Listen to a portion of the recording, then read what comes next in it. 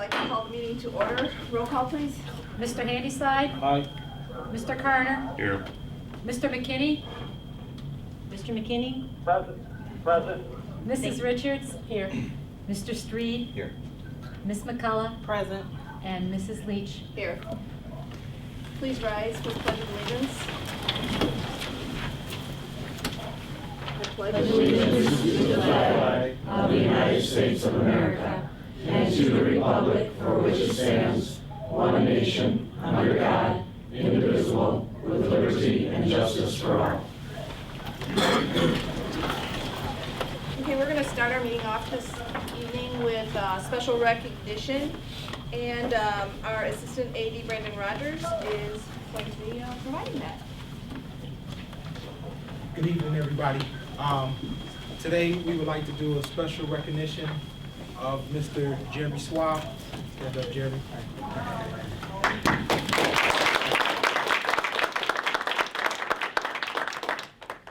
Mr. Jeremy Schwab, Thank you. is our boys golf first qualifier, state qualifier in 10 years. And not only is he our first boys state qualifier in 10 years, he is our highest qualifier ever in our boys golf program.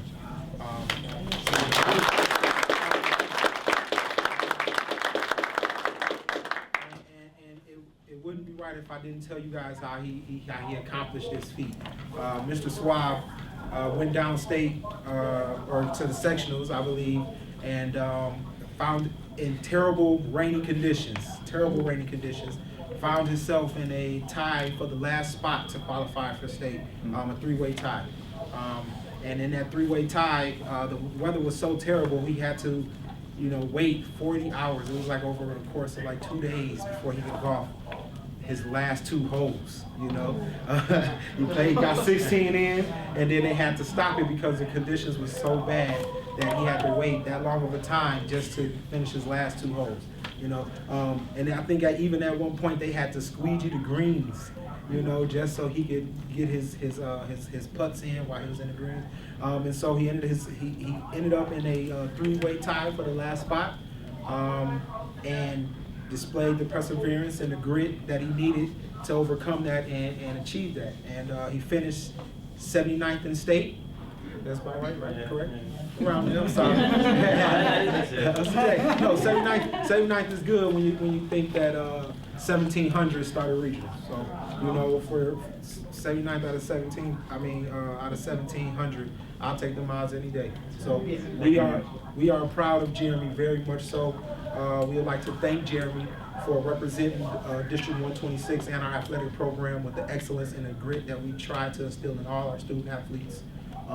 So his accomplishment is something to be honored and to be rewarded and to feel great about, because that's something that's you made history, and we cannot forget that. And history is what determines our future, and you're part of that, sir. Thank you very much. Yes, sir.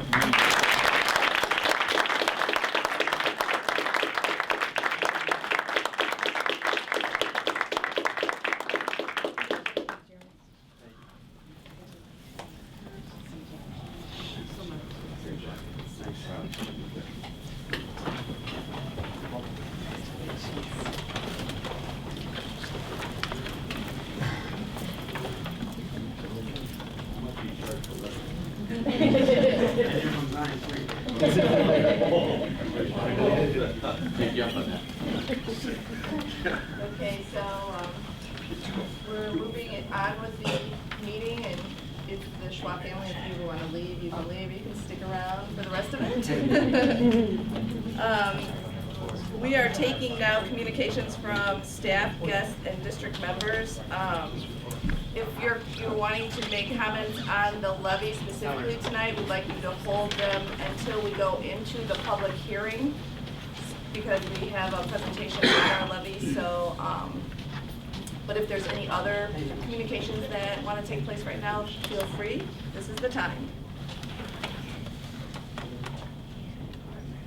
Okay, moving on to consent items. We have some carry-ins on the consent items that everybody has in front of them.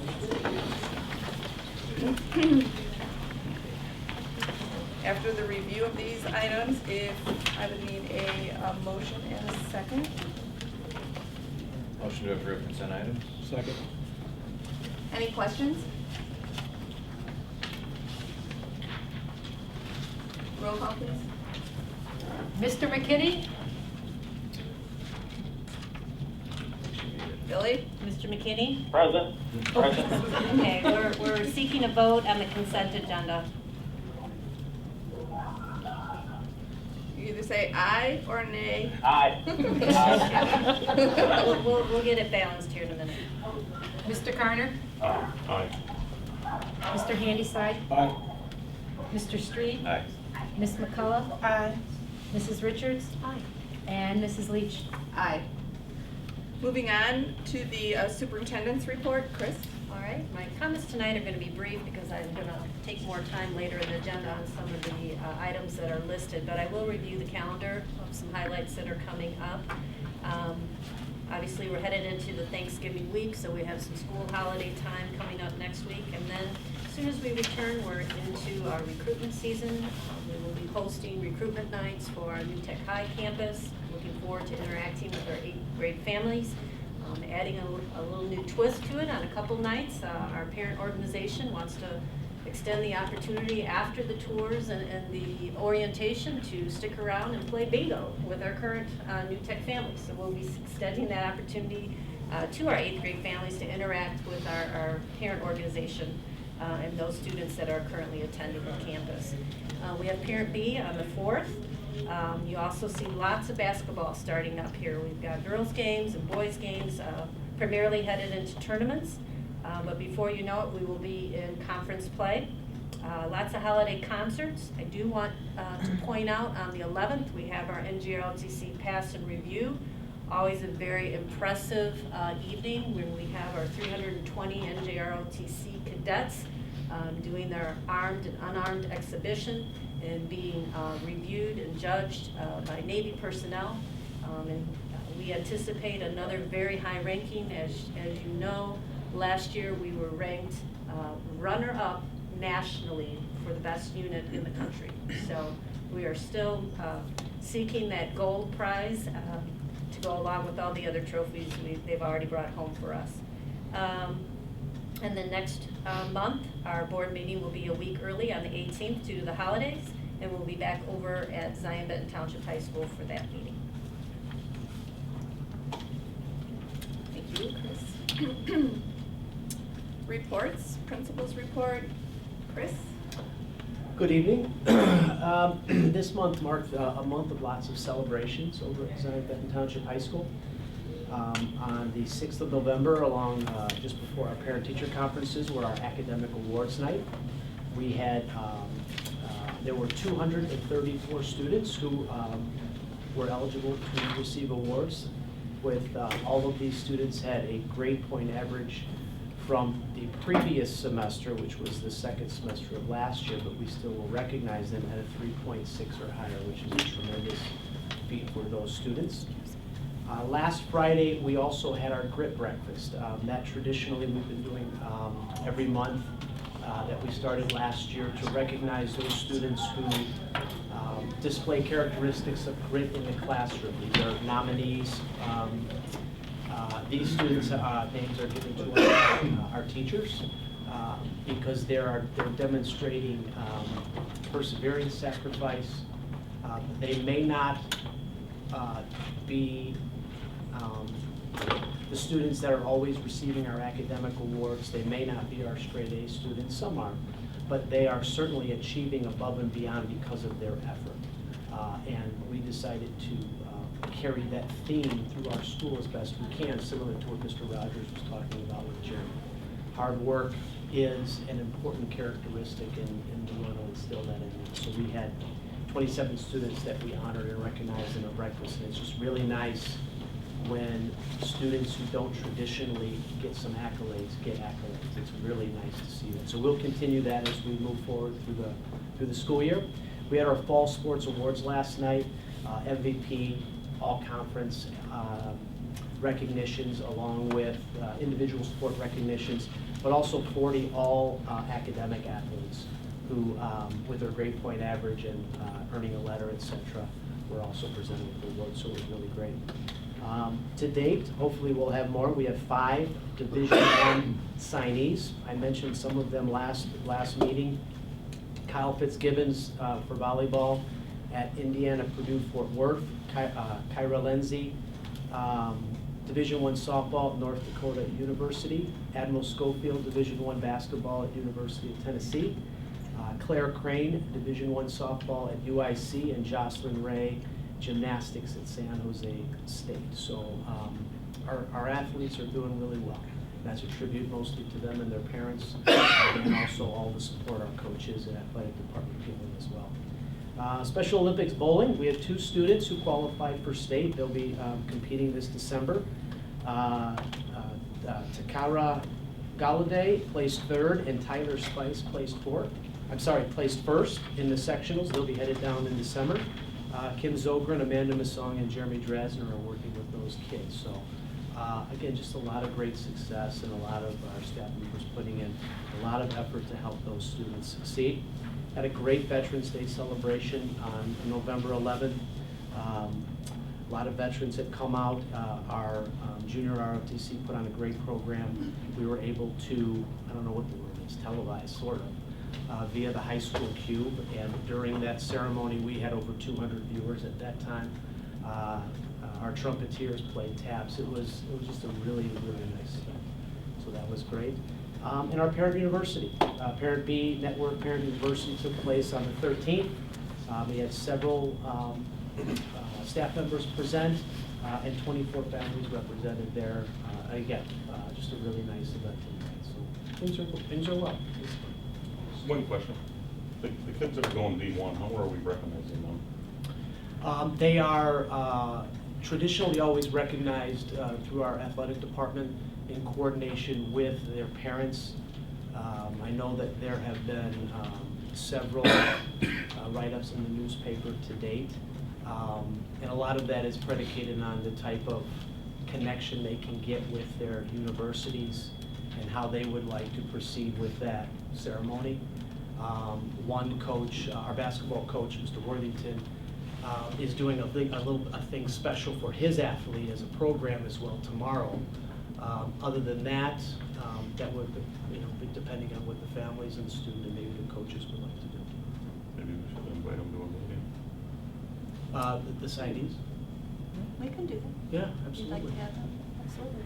Yeah. I will share that message with Mr. Bible. And we'll certainly see what we can do to make that happen. It's a great idea. Yeah.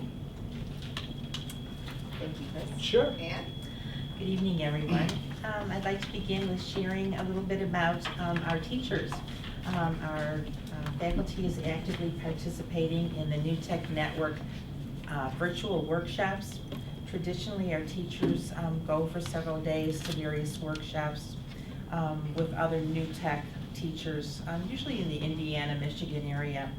And it's become very costly, not just for us, but for all our New Tech schools to be traveling. So with the electronics that we have available in all our New Tech schools, we have begun a program of virtual workshops where teachers are able to collaborate with people all over the nation about academics and instructional methodologies.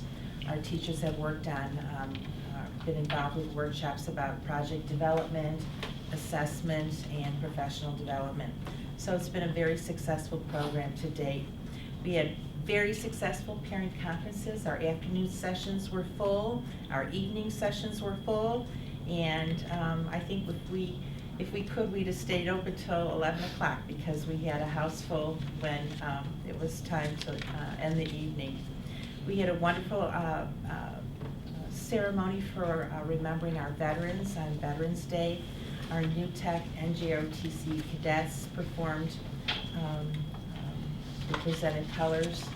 Our whole student body stood for the Pledge of Allegiance during lunchtime, and we honored one of the veterans that is in the building. And it was a very, very nice, very solemn, but very respectful moment, and I'm very proud of our students.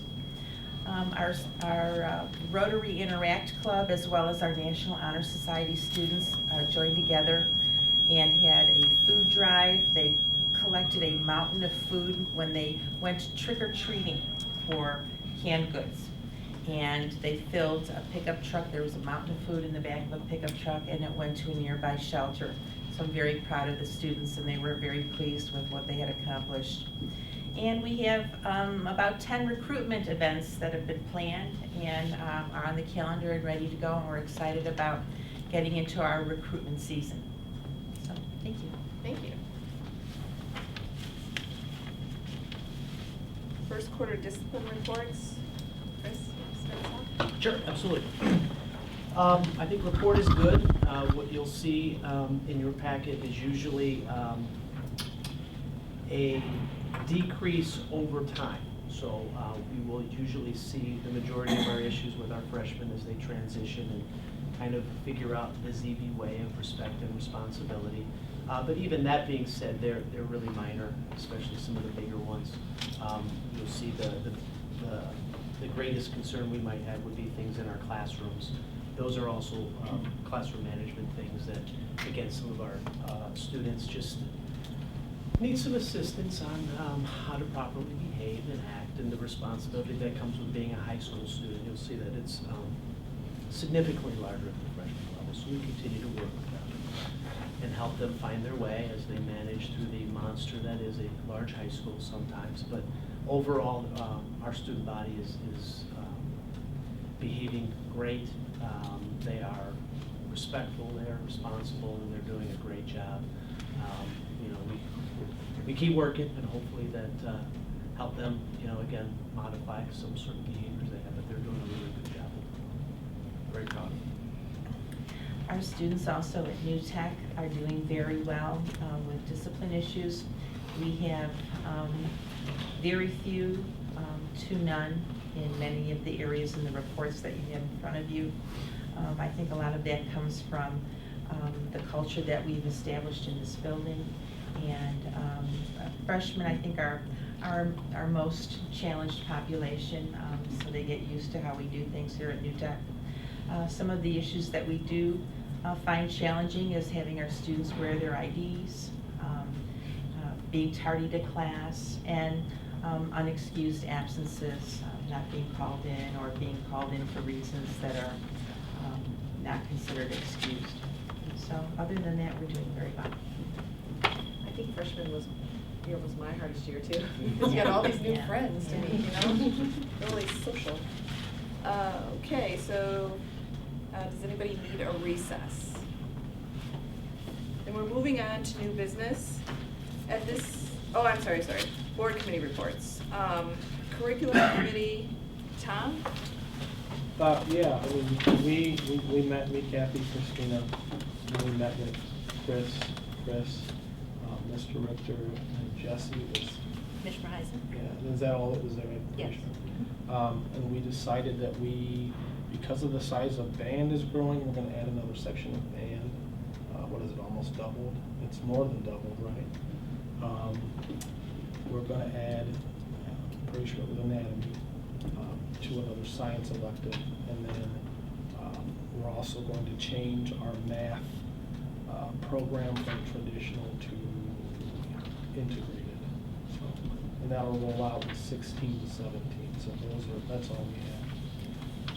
We're very, if I Yeah, can go ahead. tag team on that Yep. with you, we're very enthused with the direction we're going with our math planning. That's come after several conversations with our 3 elementary schools, bringing the administrations together, math teachers from the middle schools coming and being part of the articulation meeting, and actually getting their agreement, the superintendent's agreement from the elementaries to co-write the curriculum so that we have better continuity in what we're doing.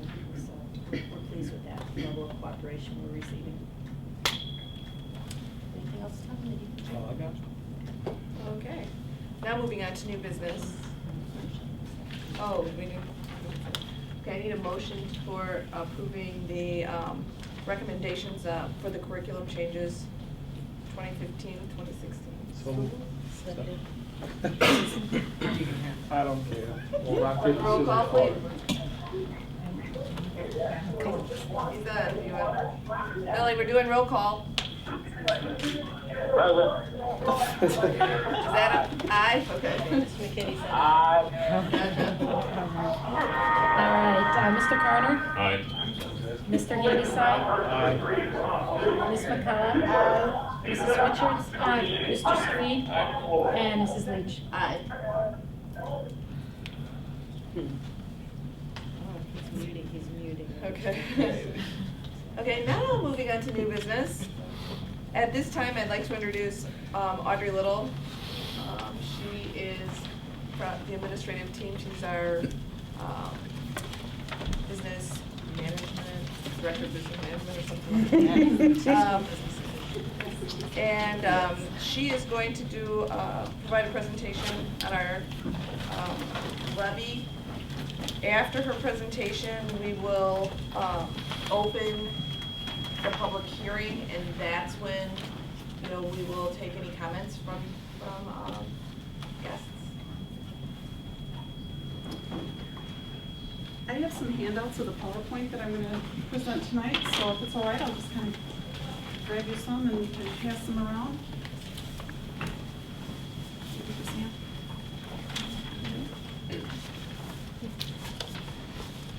Everybody get one that needs one?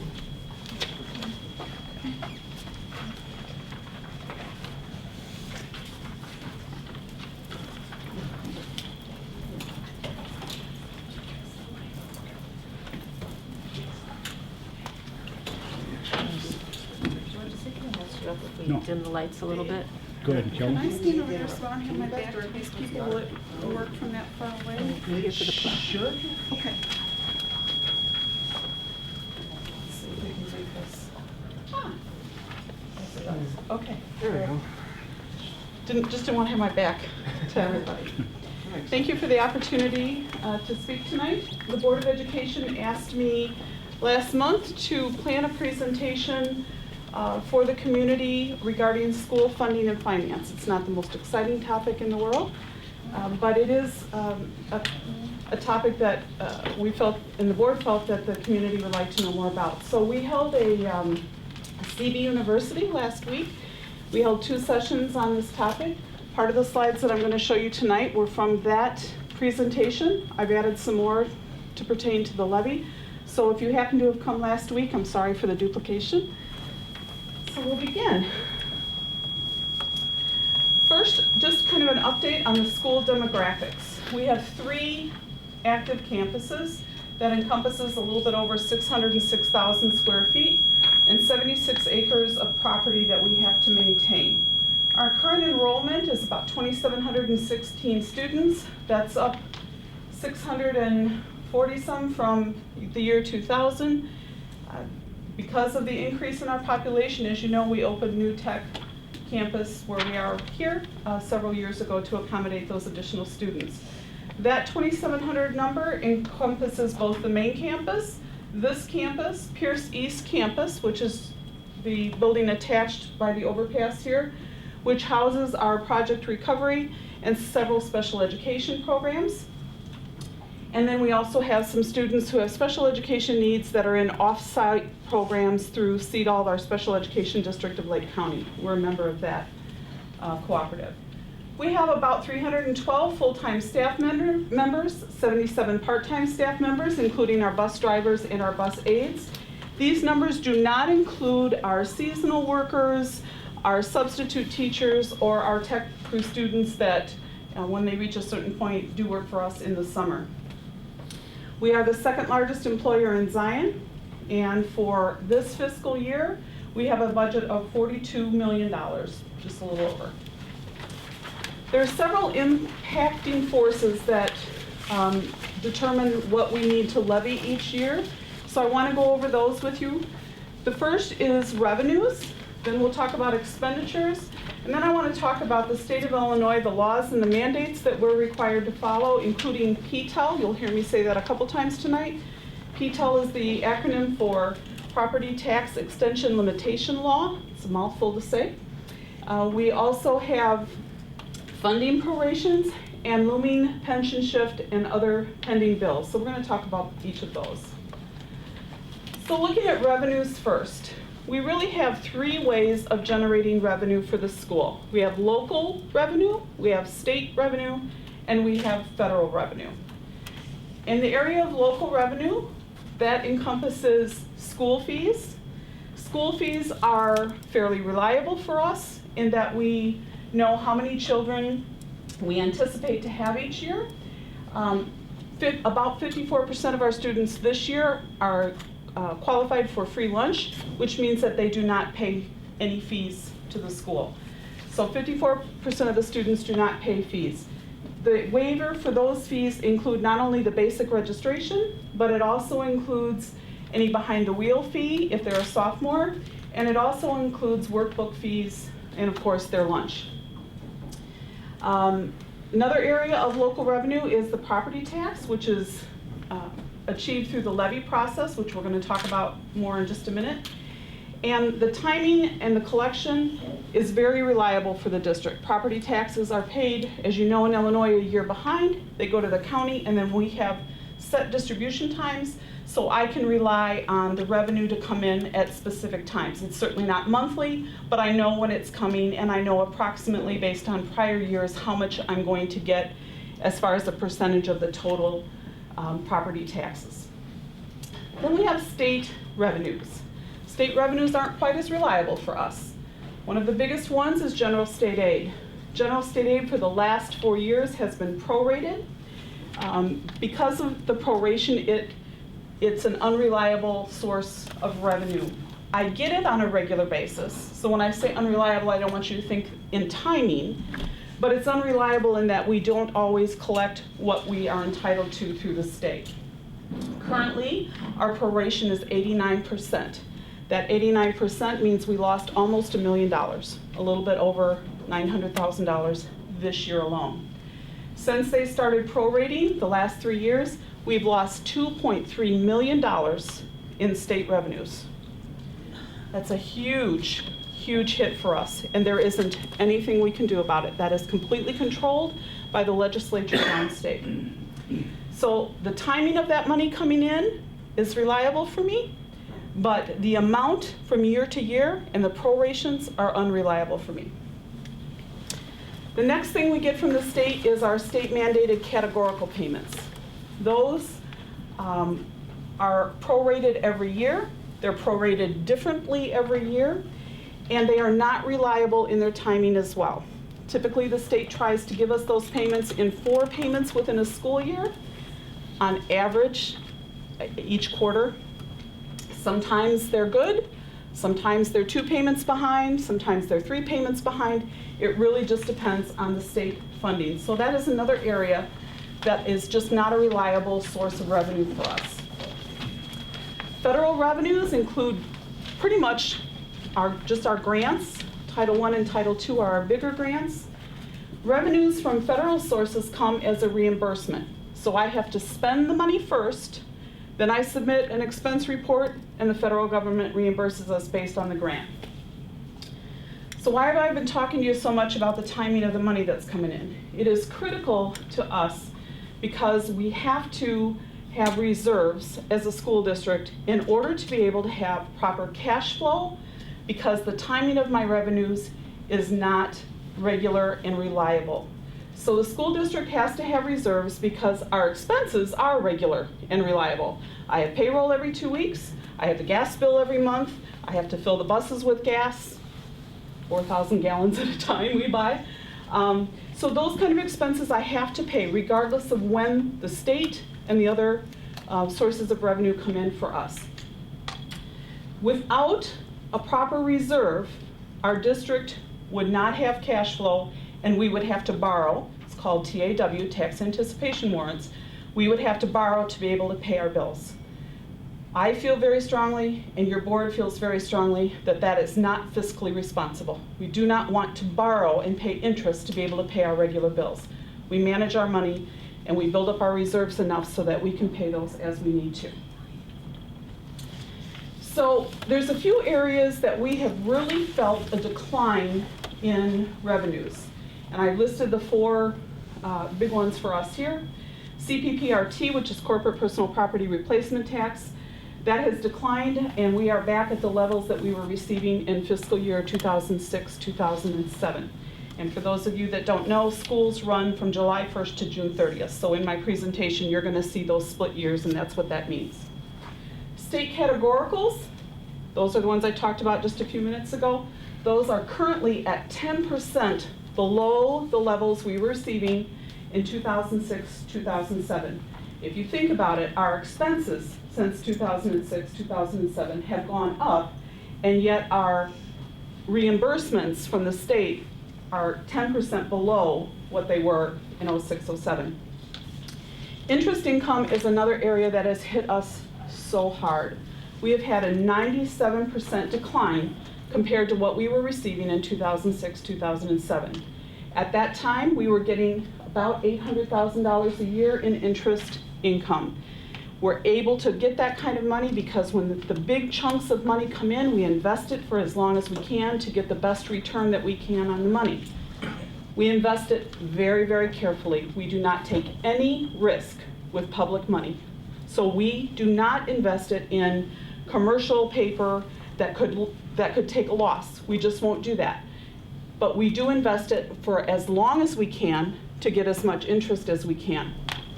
Like I said, 06-07, we were getting about $800,000 a year in interest income alone. This past year and the year before that, we have averaged under $25,000. So we've gone from $800,000 a year to $25,000. You as an individual, the board as an individual, can get better interest often on your money at a bank than the school district can. And it's because of the economic times we're in. When we invest a large, or want to invest a large sum of money in CDs, the banks aren't giving out a lot of loans right now. So they're not getting a lot of interest back. Because that's not happening, they're not giving a lot of interest on the bigger deposits that we can make when we get property taxes in. The fourth area listed here is the developer fees. We have had a 100% decline in our developer fees. Back in 06-07, as the board knows, we were receiving about $250,000 a year, and last year we received nothing. So that has declined dramatically. So let's talk about our expenditures a little bit, because when you're having revenue trouble, you have to correlate then what you're spending. One goes with the other. Expenditures in a school district are all, well, our entire budget is based around governmental fund accounting. And what does that mean? That means that we have to work with 9 funds. You're going to hear me talk about this a couple times in the next few slides. Those 9 funds are covering specific areas of our budget.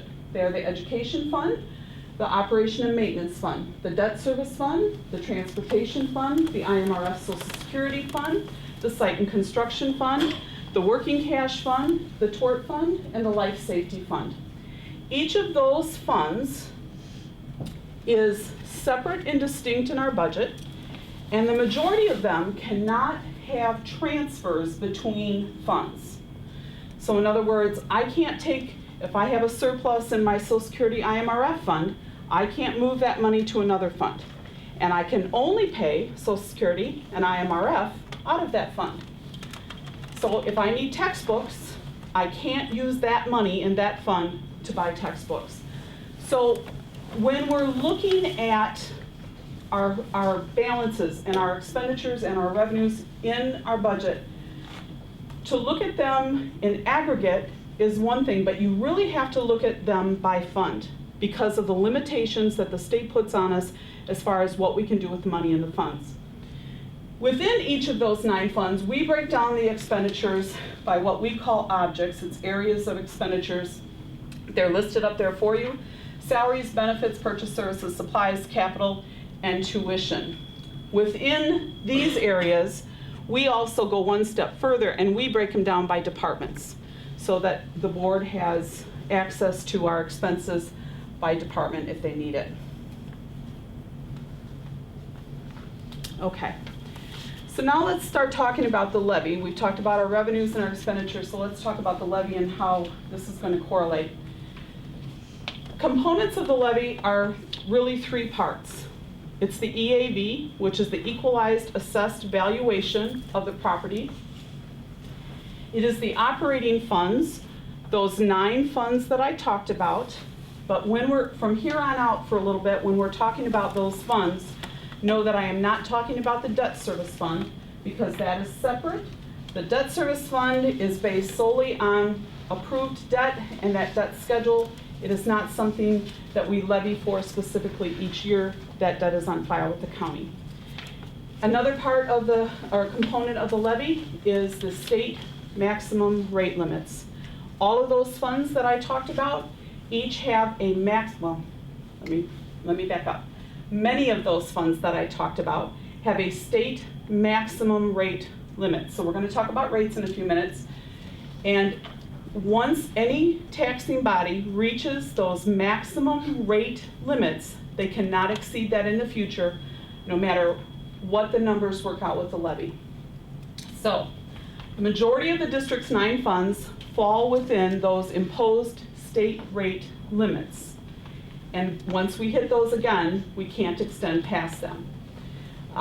Although some of the funds that we have do not have a state imposed limit, they are included in our limiting rate, which is another part of the levy we're going to talk about here in just a minute.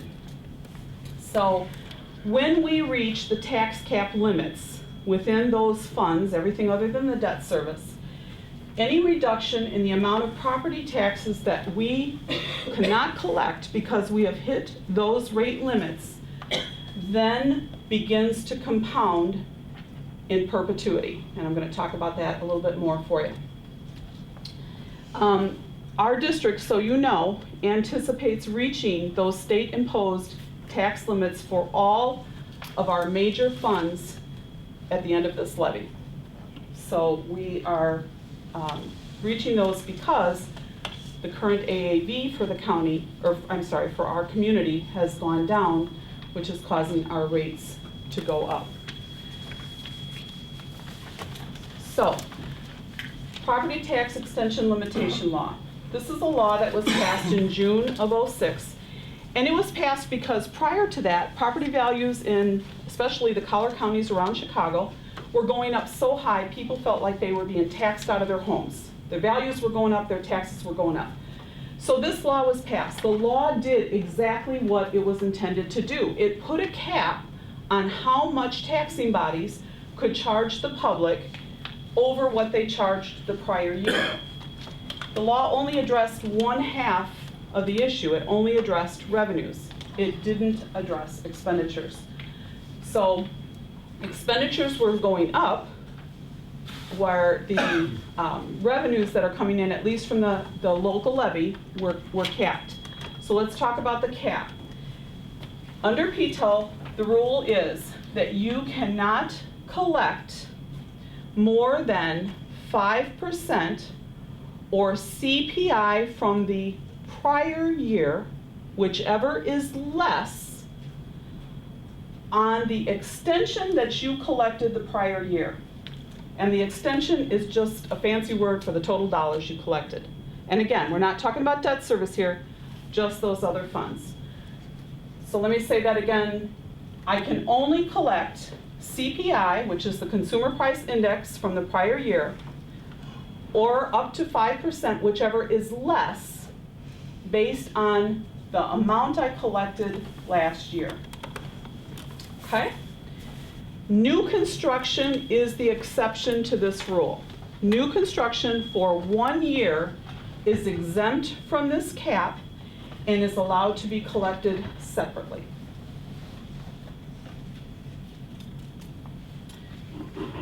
Okay.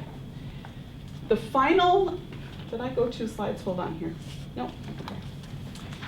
The final extension calculation is the EAV, which is again the equalized assessed valuation.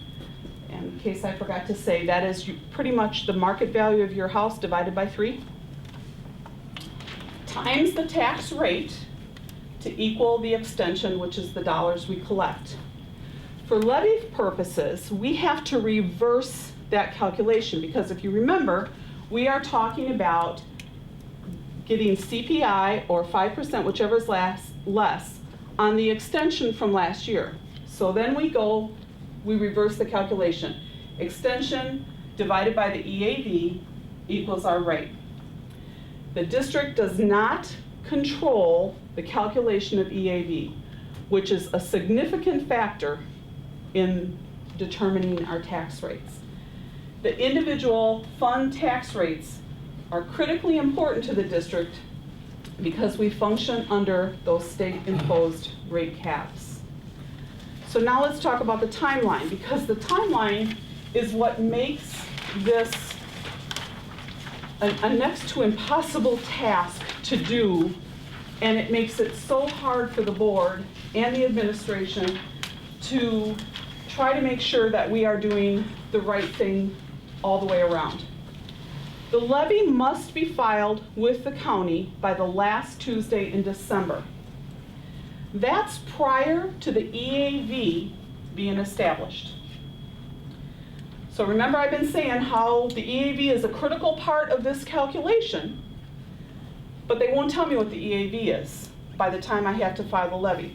So I have to come to the board and I have to say, based on my conversations with the assessor, based on what we think is happening with tax objections, here is what we estimate the EAV to be. We also have to do the same thing with new construction, because EAV and new construction are not available to us until the spring, typically March, sometimes early April, but until the spring of the following year.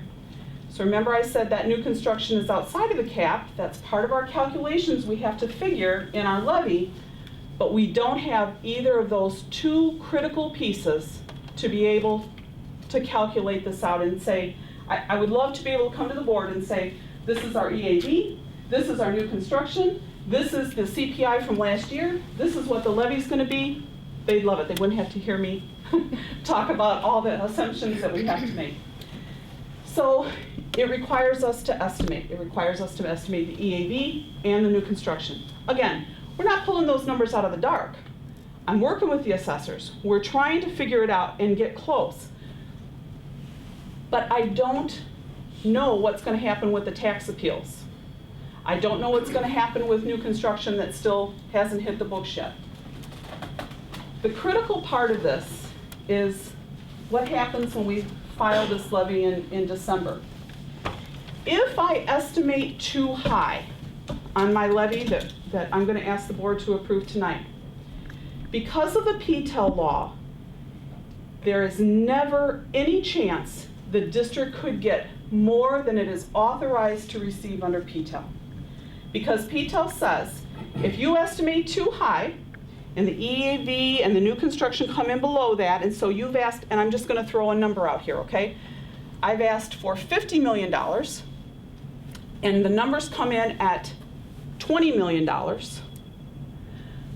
It doesn't matter that I asked for 50. They're only gonna base my levy on what the actual numbers were. So estimating too high never hurts the taxpayer.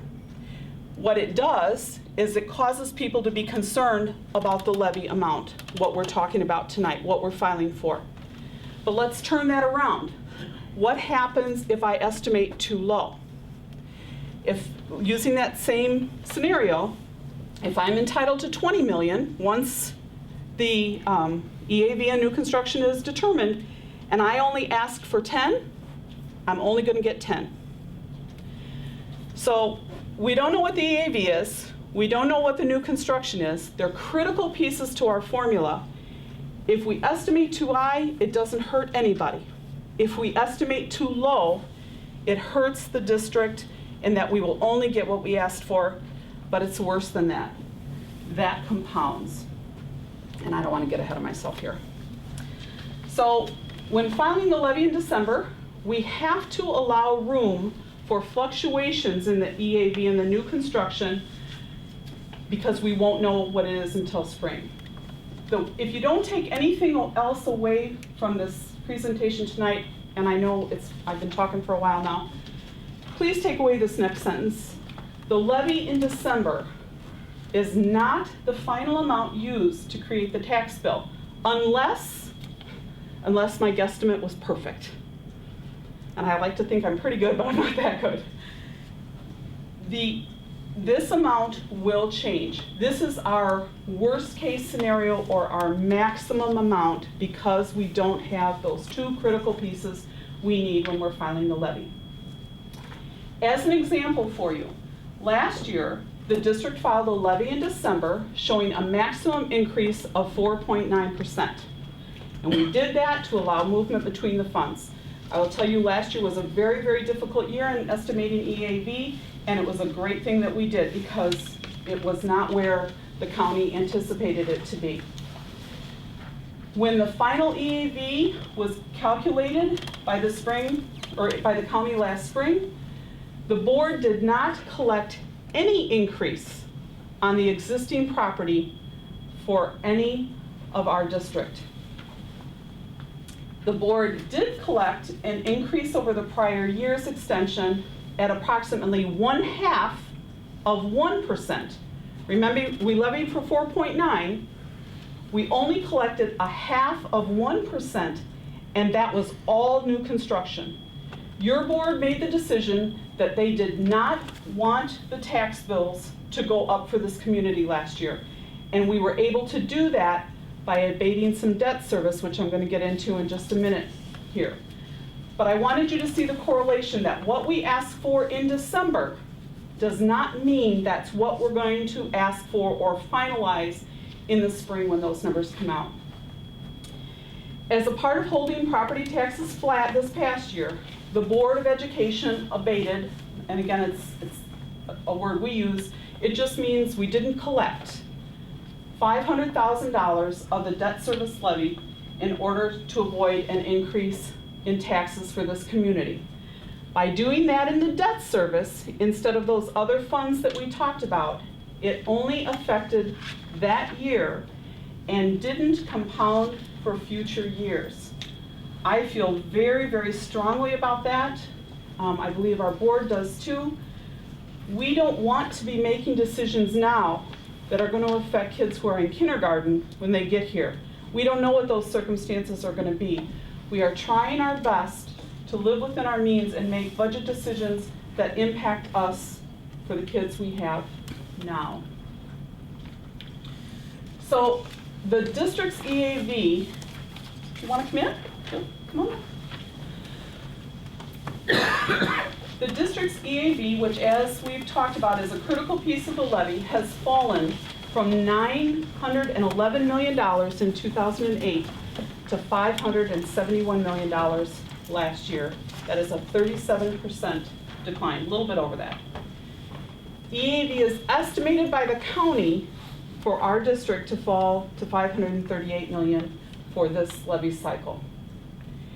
Each reduction in EAV results in a corresponding increase in the rate, even if the extension, even if the dollar amount is the same. And that is what we have been dealing with since this recession started. So, although the Board of Education held the 2013 tax extension for existing property flat, the tax rate increased. And that was because we had a 13.4% drop in the EAV last year alone. Individual homeowners and business owners may have seen an increase or a decrease in their extension because of the EAV adjustments that redistribute the tax burden. Those shifts or those adjustments are beyond the control of the district. Some of the things that affect them are TIF districts, tax appeals, and state-approved exemptions. The Board of Education has given a very clear directive to me this year that they intend to hold the final levy extension in the spring as close to last year's existing property extension as possible by once again abating debt service funds. Again, I don't have those numbers yet because we don't know what the EAV and the new construction are going to be, but that is the intent that the board has shared with me, that is the goal to try to achieve. The levy being presented tonight does not include the abatement of the debt service because it's not part of this part of the process. The debt service abatement is all done in the spring. Last year, the board passed a resolution to abate the debt service. I think we did it in February. And the plan is to pass a resolution again doing the same thing. Hopefully by then, a lot more of the properties will have gone through any appeals and the county can give me an even better idea of where our EAV will be.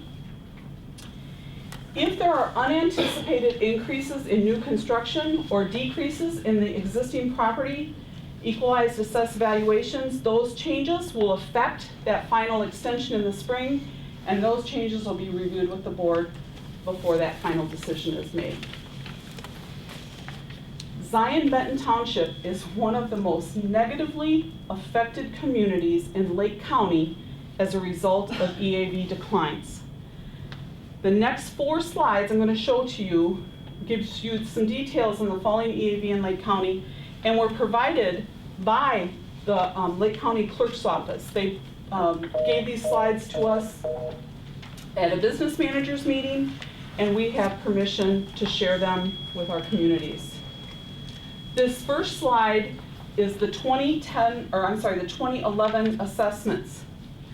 Red is bad, and they're color-coded kind of good to bad.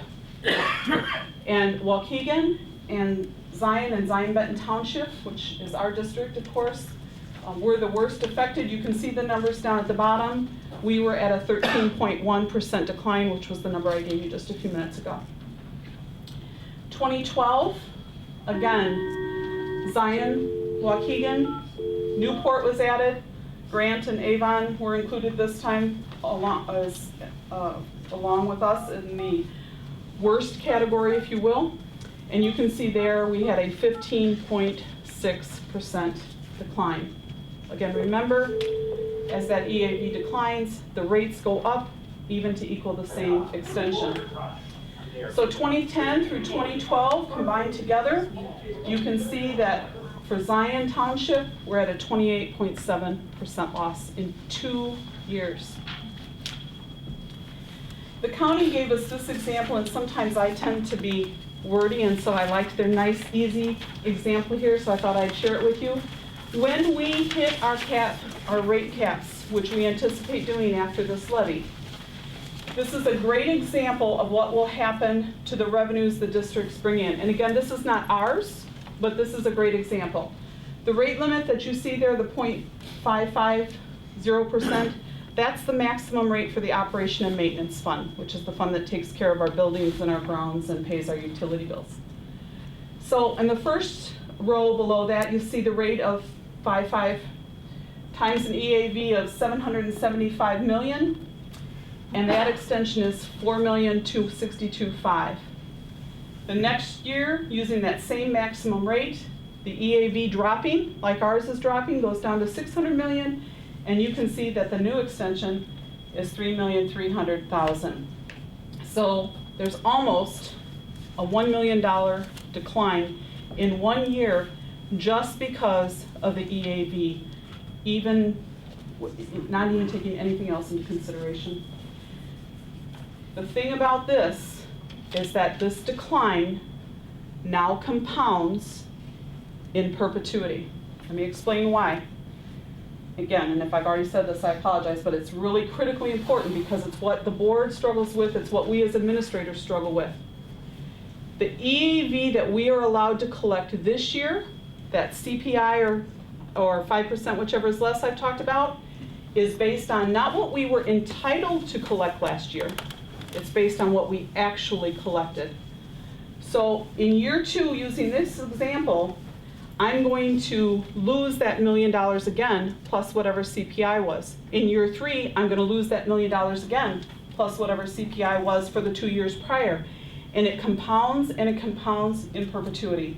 This will not change unless our levy laws in the state of Illinois change. Under the current laws, the way we are now, this is what we have to deal with. So when a taxing body worries about meeting the rates in these funds, this is why.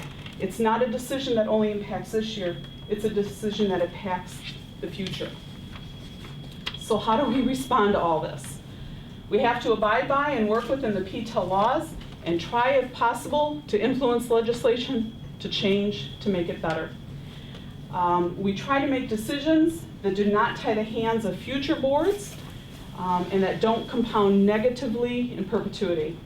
We must try to find a balance between the needs of our taxpayers and the obligation we have to provide a quality education to our students, which is also key to maintaining property values in the community. And that's what I believe this board has done a great job in. They're trying to find that balance. They did so last year by holding property taxes flat. So what have we done to increase revenue without going to you as taxpayers and to reduce our expenditures, to try to help us live on less money, looking at both sides of the spectrum? We negotiated and we eliminated the certified staff salary schedule, and the longevity schedules. It's real easy for me to say in about a minute. That was huge for this community and this district. We had an unsustainable salary schedule. The Board of Education stood strong for this community to do that, and I can't give them kudos enough. It was a tough fight, but it has really positively impacted what we can do in our school district. We negotiated a restructuring of our health insurance benefits. We restructured our transportation department salary schedules. We did it in such a way that it didn't hurt our current employees, kept us competitive on the market, shortened our schedule, and reduced salaries for new hires. We delayed capital expenditures wherever possible. We reduced departmental budgets all across the board. We maintained and continued to reduce those budgets. We established an in-house credit recovery program for students who needed to catch up on credits in order to be able to graduate. We had in the past outsourced that. We brought it in-house and saved a lot of money in doing so. One of the things I didn't put up here, and I apologize for that, but it dawned on me on my drive over here tonight, was we also refunded some of the debt service that we had. School debt isn't like homeowner debt where you can just go refinance your mortgage all the time. There's some restrictions, but what debt we could restructure, we did, and saved interest and therefore tax dollars. We utilized ERA, which was, if you remember, the federal stimulus money. We utilized that to reinvest funds to remodel in part of Pierce East over here, and we returned special education programs to the district, having that ERA funds paying for the remodeling, and we're saving tuition for those students. The cost of having in-house staff operate those programs here versus our students paying tuition and busing them out all across the county has been a tremendous savings for the district. Again, something the board approved. Even though it increased staff counts at that time, it saved bottom line money, so smart move. We reduced the utilization of our special ed programs by bringing that program back and some others that we have at the main campus. We reduced positions through consolidation or elimination, especially as people retire. Our principals and Dr. Clark spend a lot of time looking at the curriculum, the needs, the class enrollments, and working to try to make sure that we have our, we are as efficient as we can be with our teachers in their positions. We refiled our general state aid claims. After tax objections are filed and closed, you can refile your claims. We've done that and received money for that. We have secured several state maintenance grants. Those are dollar for dollar matching grants. So some of those capital projects that we put off, when we got to the point that we absolutely had to do them, we applied for and received these state maintenance grants, and therefore it cost the local taxpayers 50 cents on the dollar because the state matched dollar for dollar what we spent. A little bit of paperwork, but worth it in the long run. We also participate in an energy curtailment program. That program is designed so that during the months of June through September, if we hit a really bad heat spell, and the power companies are having a hard time generating enough power to run all the air conditioners, we agreed to curtail part of our load at the high school for a specific amount of time. By doing that, one, we don't pay for that energy, but two, they can take that power that we would have been using and redistribute it to the companies, the businesses, the homeowners. They don't have to pay to bring more power in, which is more expensive. In exchange for us being willing to do that, they pay us all year long.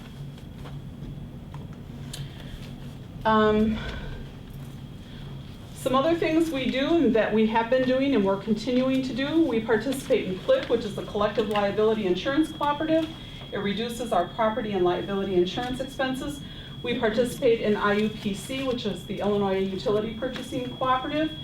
Through that cooperative, we buy our gas and electric on the futures market. It allows us to avoid spikes in utilities because of long, cold winters like we had last year, because of hurricanes, that type of thing. We have a ceiling and we can budget better with that.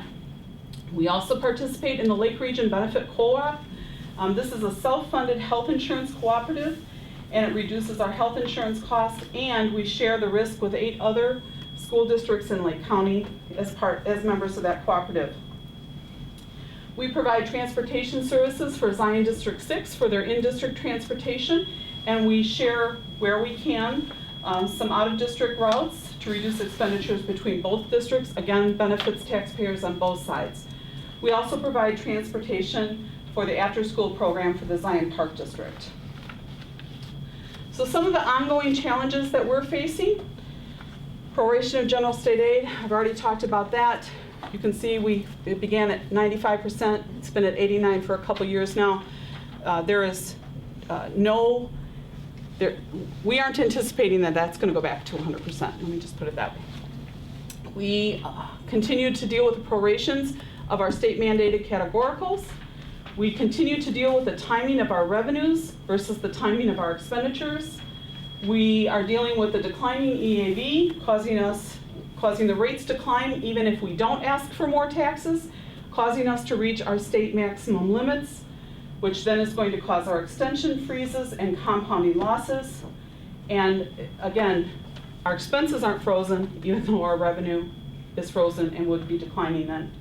Unfunded mandates, those are the things, the new rules that the state makes that we have to follow, but they don't provide us with any funding in order to follow those rules. And some of them, especially the recent ones, are very expensive. We have pending pension cost shift. I'm sure you've all heard about the woes of the state pension program. The local school district and the teachers have all paid what they were supposed to towards their pensions. Unfortunately, the state did not pay their portion, and they have borrowed from this fund. It has put the fund in a bad position actuarially. And so the state has talked about, and we are anticipating at any time, that they will start shifting their costs back to the local school districts. They're talking about doing it incrementally, but it's going to be an expensive shift. And then the adequacy, uncertainty, and inequity, of the state funding. We have a fundamental problem with how we fund education in Illinois. So let's talk about the levy that I brought, and I'm going to ask the board for approval for tonight.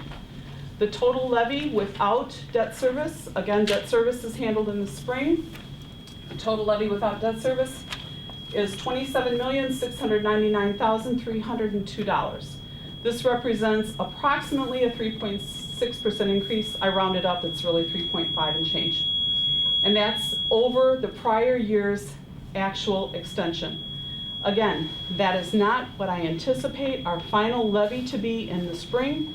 That's not what we anticipate to be on your tax bills. That is what we have to ask for in order to shift between those funds, because we don't know what the EAV and new construction is going to be. I think I covered all that, right? Again, the board intends to try to hold the taxes virtually flat for existing property, and that will require that the board once again in the spring abate in the debt service fund. So ultimately our goal is to be fiscally responsible to our taxpayers. We want that. We want to also maintain quality programming for our students. And we're trying to do all of that while we're navigating these difficult economic times and the rules that we have to live within the state of Illinois. At the last page of your packet is my contact information. That's my direct line at the school. That's also my email address. I get that I've spent a lot of time talking about a lot of things and it's not the most exciting. If as you go home you have questions or you reread something that I've given you in your handout and it doesn't make sense or it didn't click, please feel free to call me. We really do want you to understand why we're doing what we're doing. We have absolutely nothing to hide. I want to be transparent with you and I'm more than happy to explain anything that I can as part of that process. Can we do that right now? Well, right now, we are getting ready to move into a public hearing, and when we do, what we'd like you to do is come forward. There is, and stand over here by where Audrey sits, and, bring your comments forward. At this time, what we're gonna do is we're gonna kinda take notes of all the comments, and then after the comments are done, we'll respond to those comments, because some of the comments might be gathered together that we could, answer together in one response. So we need a motion and a second to go into the public hearing. Second. All in favor? Aye. Aye. Okay, so now is the time. If you have a comment to make, come forward, make your comment. And, There is a sign-in sheet, if you wouldn't mind, and if you're waiting to speak, you can just stand behind the person who's there and fill in your name on the sheet so that you're ready to go after the person utilizes their 3 to 5 minutes.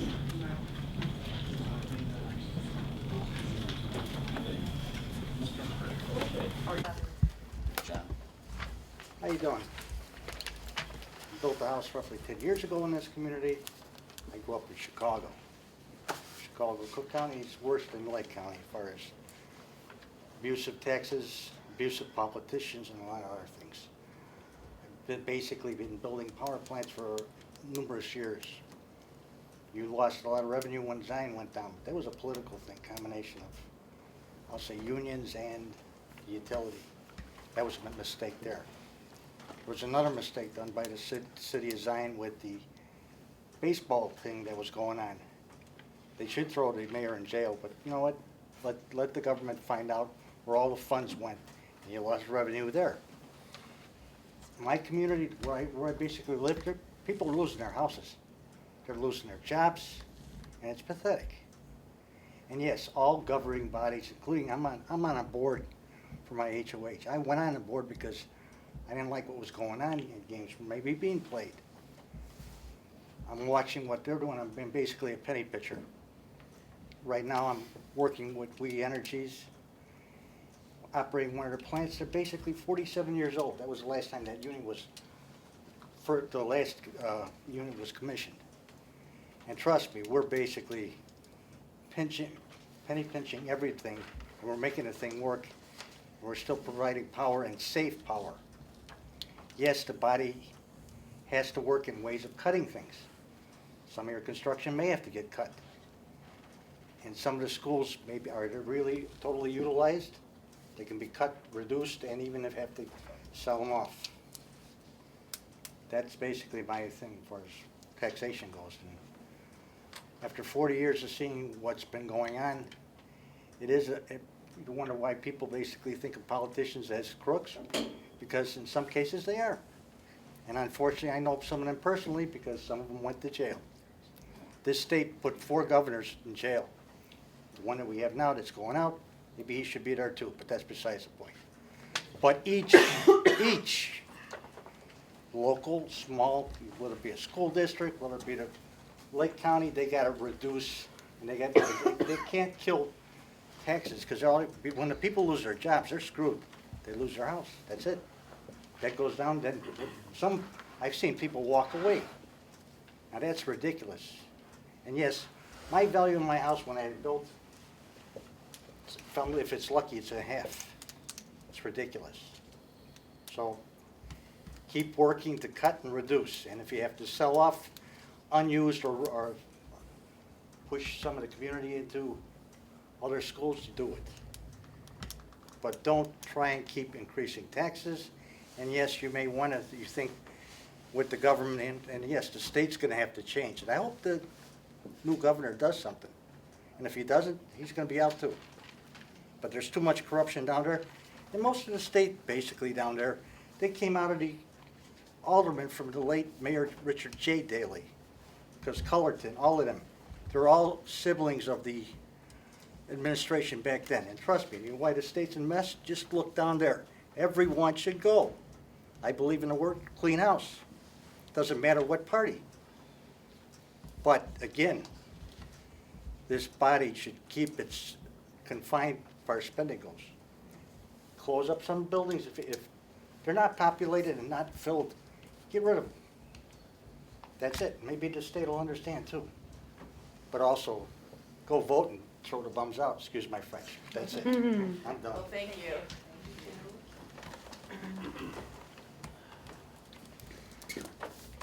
Chris Saminsky. Here. I'm next. You're next. Okay, I'm next. Hi, Audrey, thank you very much for that enlightening PowerPoint. I thought it was very informative, and I learned a lot from that. I appreciate you taking the time to put this together. Absolutely. I wanted to address the board a little bit because you guys are making a lot of votes that are actually affecting the community here. And you know that because you live in the community itself. In some of the notes here that I've talked about, I'm not here to cast blame or drive wedges behind everybody. I run a business here in town, and there's others that run a business here in town. And what we want to do is we want to find some way to work with you, not against you. I don't think there's been enough of that going on here. We're in the same battle as you, trying to make more money, trying to make our budgets work. You're trying to make your budgets work. We're having some bigger problems than you. We can't go to anybody and demand more money, demand more taxes, demand more EAV or higher EAVs or whatever. We're actually schlepping here trying to get payroll made each and every week. So while I understand your concerns, somebody somewhere has to understand ours here too. So we're concerned with any tax increases. We're concerned with any EAVs that are running down because that's not bringing in new customers for us. It's not keeping businesses afloat here in town, which we need to operate with each other. One of the things that I wanted to address as such, you've identified yourself as the second largest employer in the community. And with that, your levy is going to be 27 million, but I think somewhere I read that your budget is 45 million? Yes, 42. 42? How much of that money is being funneled back into this community? $42 million out of our money is leaving Zion-Benton area. How much of that money is coming back in here? How much of a great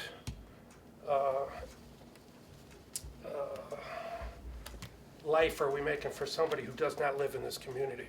How do we get some of this money back in here? How do we get people that want to live in this community, especially with these tax rates? Okay, nobody wants to live here. Everybody wants to live in Gurnee, Grays Lake, Kenosha. Nobody wants to buy a house here. You buy a house here, the tax rates are up. We got some really tall standing problems here that we have to address, okay? But $45 million, I bet you very little of this money is coming back into this community. And by way of that, a lot of your employees, I'm sure, are not spending money in this community. I don't know that I blame them or don't, but the probability is that they're not. They're going home and spending money where they want to. Having said that, you can control what you can control and you can't control what you can't control.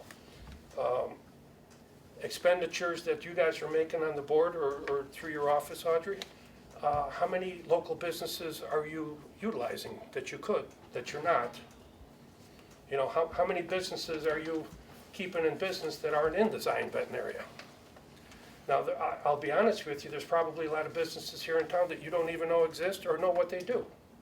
So how about we reach out a little bit collectively together and try to make some of these conduits work here? let's funnel some of this money back in here. If you're gonna take this money from us, which is, needed, we need to find ways to bring this money back into this community. Okay? Your goal is to be fiscally responsible to our taxpayers, and you go on. To our taxpayers. The taxpayers are the business people here and the people who live here. That should be first and foremost. Without us, you don't even have a school, right? So you have to maintain the education to the kids, because who's going to live in a district that, can't raise kids and that kind of thing. So obviously the kids got to be taught well, great education, everything else. But it's also, and I'm really addressing the board members with this, your responsibility is to the taxpayers, predominantly. Not to your administrators, not to your teachers. I hate to say not even totally to your kids, but you have to pay at least as much attention to the taxpayers as you do the kids. Because without them, you're not going to have anything here. Audrey, you mentioned the EAV. The lowering EAV is causing the rates to go up. I think the rates are causing the EAV to go down. We can have that discussion at some point. But there's a point here again, we need to have different kinds of discussions here. There was some mention about cooperatives. You're buying insurance through a cooperative that has 8 other schools in there. We should be buying our pencils, our paper, our books, everything we can through cooperatives. Before you come back to the taxpayers and ask for a single dollar more, what are you doing to stretch every dollar you can even further yet? It's hard work, it's painful work, I get it. But everybody here that's already, that lost their $50,000, $60,000, $70,000 jobs and is working at Home Depot now for 14 bucks, being saddled with these tax bills, trying desperately to hang on, they're doing it. We need to do that here too, and we're willing to help you. There's a lot of us willing to help you. This is hard work, this is ugly work. This is gonna sting, but it needs to be done. In closing, I want to say that we need to develop teamwork here between the district, the board, and the population at large. You guys know what I mean. There seems to be this anti-tax body versus the taxpayer. We don't need to be on different sides. We can be on the same side. We need to unite a little bit and go down to Springfield and fight together for our community, right? When we start pointing fingers at each other, oh, I don't trust this person, I don't trust that person, all that. We're all neighbors, we're all living together. I don't know where all the administrators live, but I know one that lives in this area for sure. The rest, come move into our area if you're not already. We'd love to have you, but we need more welcoming arms to bring people into this community. We need you guys, being our second largest employer, to help us sell Zion in a better light. Help us bring this $45 million back into this community. And I'm all ears on how we can help you to do that. That's it. Thank you. Thank you.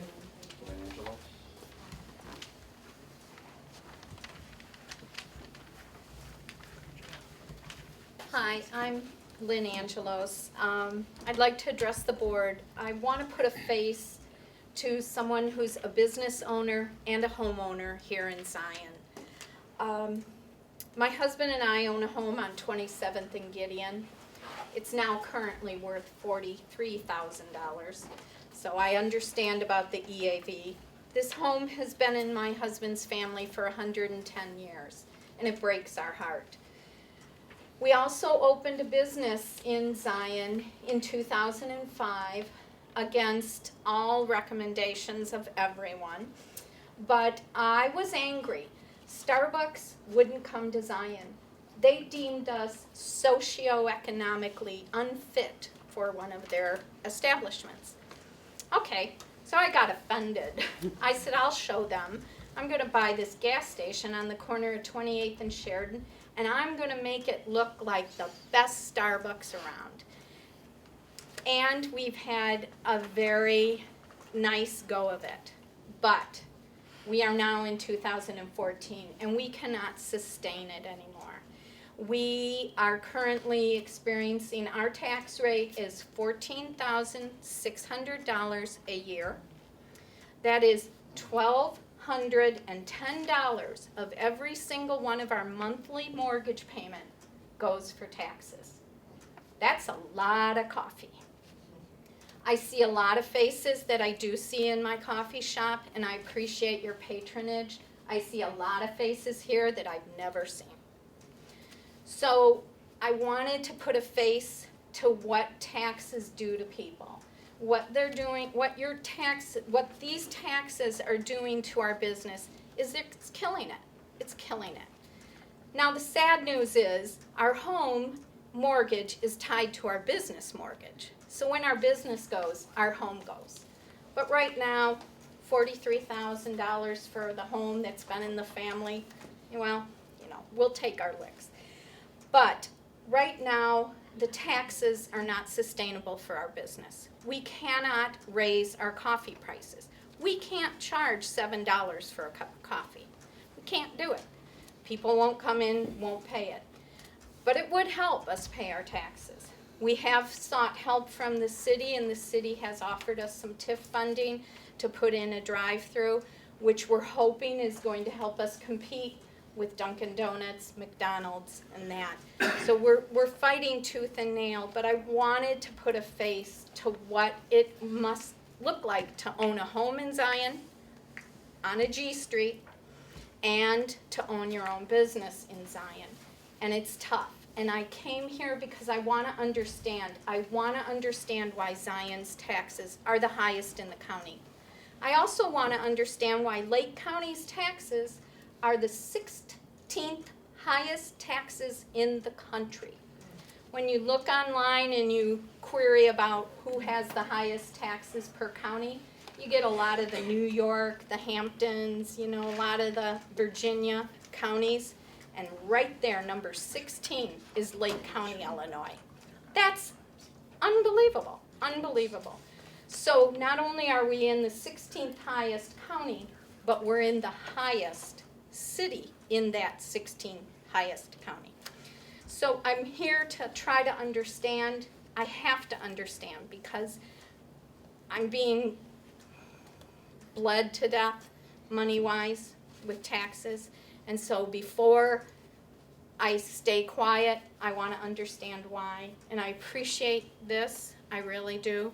But I'm asking the board not to approve this levy. I'm asking you to find some way, somehow, to not raise our taxes. Thank you.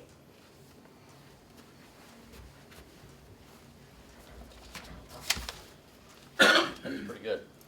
Hi, I'm Roger Whitmore. I've been in town here for about 43 years, going on 44. Pay a lot of taxes. I wish I had your taxes. And talking to a lot of my realtor friends, and just as of late, one was going to be here tonight, but he ended up getting the flu. And he can't sell a home in Zion. They'll get all their parameters out there. They'll say, I'll look for a $180,000 home, 3-bedroom, attached garage, but nowhere near Zion. We don't want their taxes. So it's a catch-22 we're all in.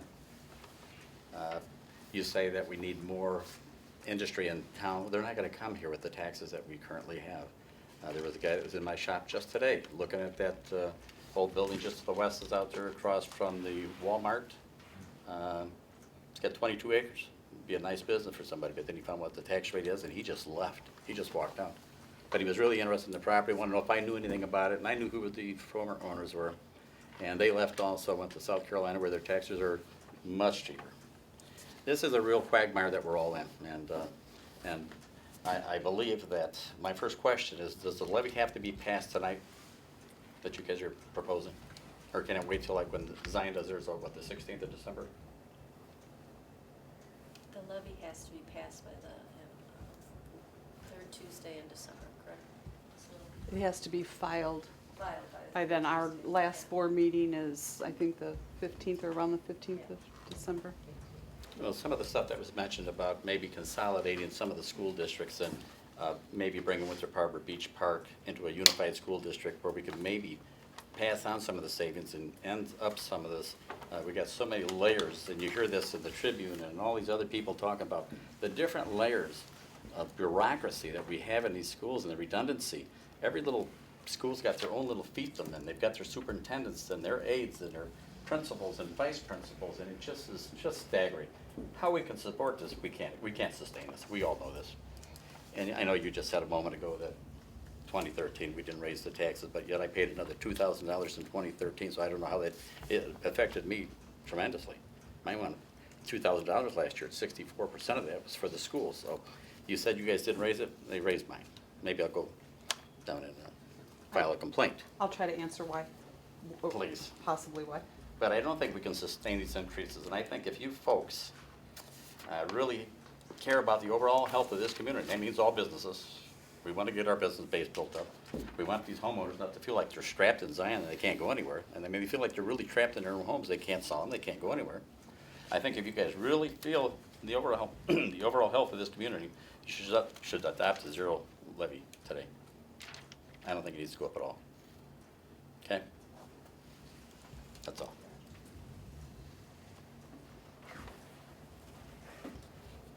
George Foster Yes, says you're up next. You want to say something? I just want to say that maybe with the new governor, and pardon me for standing behind the camera, but I've always been a believer that the best way to fight expenses is to build sales.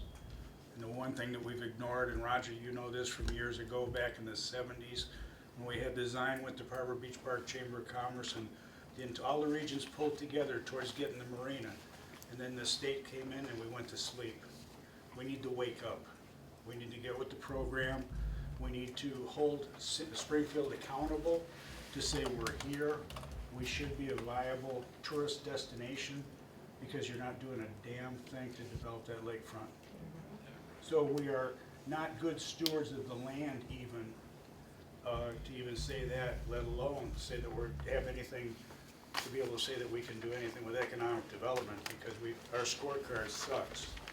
So that's all I got to say. Charles Fitzgerald.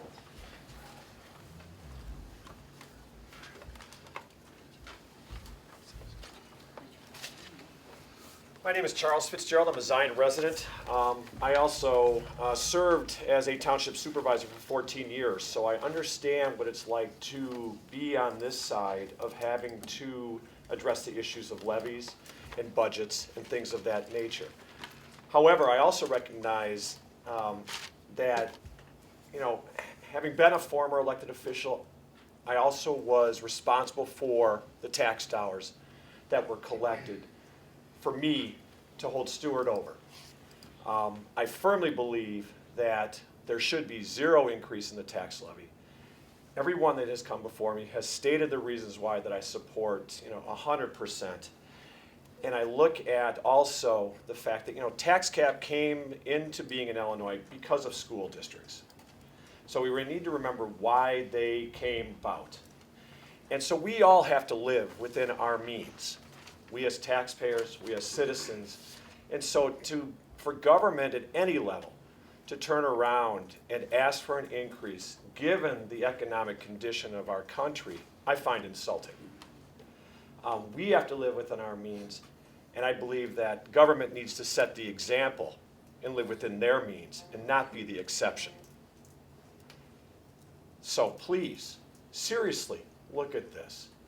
And as others have said, people look at our tax rates, people look at property values, and people walk away. And we don't want that. In order to turn this around, our taxing bodies have got to take this seriously and hold the line on taxes. We ask the federal government to do it. We ask the state to do it. We need to ask the locals to do it. This community paid out in 2014 $45 million to support in local taxes. I got the information from tax extension. I used to deal with this office all the time through the county clerk's office. I understand how the assessors works. They do a pretty good job in guesstimating their dollar figures as far as what the EAVs will be. So I know that for the most part, the assessors give you a pretty good estimate as what to expect. But so, please, this is serious stuff. And any increase in taxes, I feel, is a slap to the face of those that are here. And it also throws up more of a curtain of saying, don't come to Zion. Don't come to our northeastern part of Lake County of Illinois. Other things have been talked about what's going on in Springfield that we don't necessarily have as much control over, but we do have control over this. 100%. So I ask you to please take your neighbors into consideration and not pass this levy extension, this increase. We don't need it, we don't deserve it. We have to tighten our belts. Local governments need to tighten their belts. Thank you.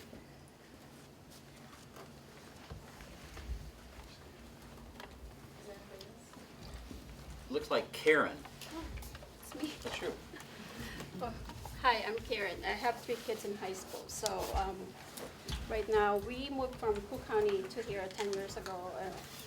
We're so naive. Me and my husband were just like, we got the space that we wanted, and we're so happy.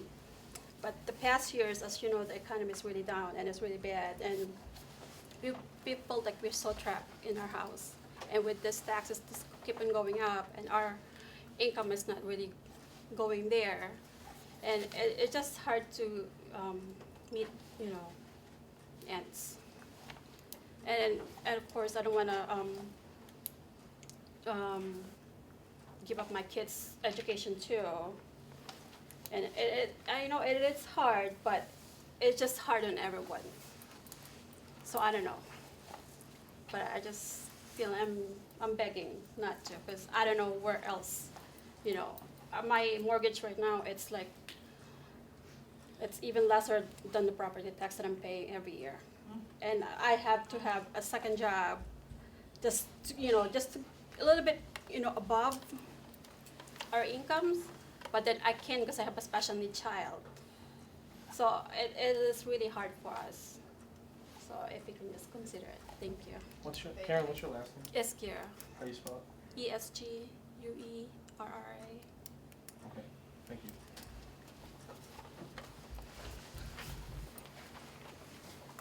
I'm next. I'm Nathaniel Townsend, and What's Karen, your name? Sorry. Nathaniel Townsend.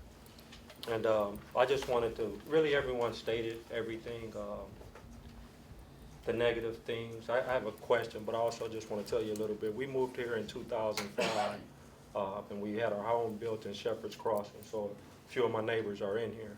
A little bit about that. When we moved in, you might have heard the horror stories from some of the people there. We were trying to find out what our taxes was going to be. We were all told one thing. It turns out it was another. So within 1 year, we lost a lot of people even before the downfall of the economy because the taxes increased. So our mortgage in one year went from $1,800 to $3,200 in 1 year. That was with the tax increase. So the dream house, my wife's dream house, went to a different type of dream. We'll just say that. That's our story. That's all come down since then. We've fought and done so many things to get that down. So we're back down close to what it was. The only reason why we stayed, to be honest, is because of my son. He wanted to stay here and graduate with his friends. I'm former military. He was tired of moving. Nathaniel Townsend, that's my son. So he said, he wanted to stay and graduate with his friends. So we said we would stay. I'm originally from Michigan. It's right outside of Detroit. It's a city called Inkster, Michigan. Not much bigger than Zion. I agree with some of the things people say, but I'm going to have to say, once we start school closings, that's a road that ends to a bad place. If you Google Inkster, Michigan, when you go home, they have no school system anymore. None at all. So what happened there is they ship all the kids out to other schools. Where do you think your tax money is going to go? So it took a number of years for this to happen. You're in a bad place. My question for you all is what creative education or way to educate our kids financially, because money is a big part of it. And money, the school system helps us. We have to help you. What ways do you need us to help you? We need to know that in order to help you. But what creative ways are you thinking about to finance, school, and to run? We can't run it like Illinois. We can't. Illinois has some of the worst school systems. I mean, it's gotten better since we've been here, but we can't run it like the rest of Illinois. We got to think of something different. It has to be different. We can't just keep dumping money into the system because it's not functioning properly.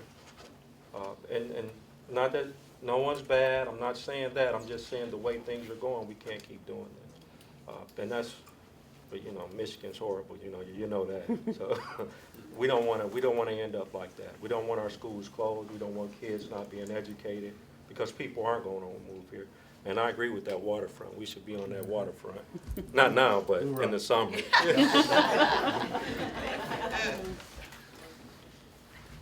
there anybody else that would like to make comments? Anybody else on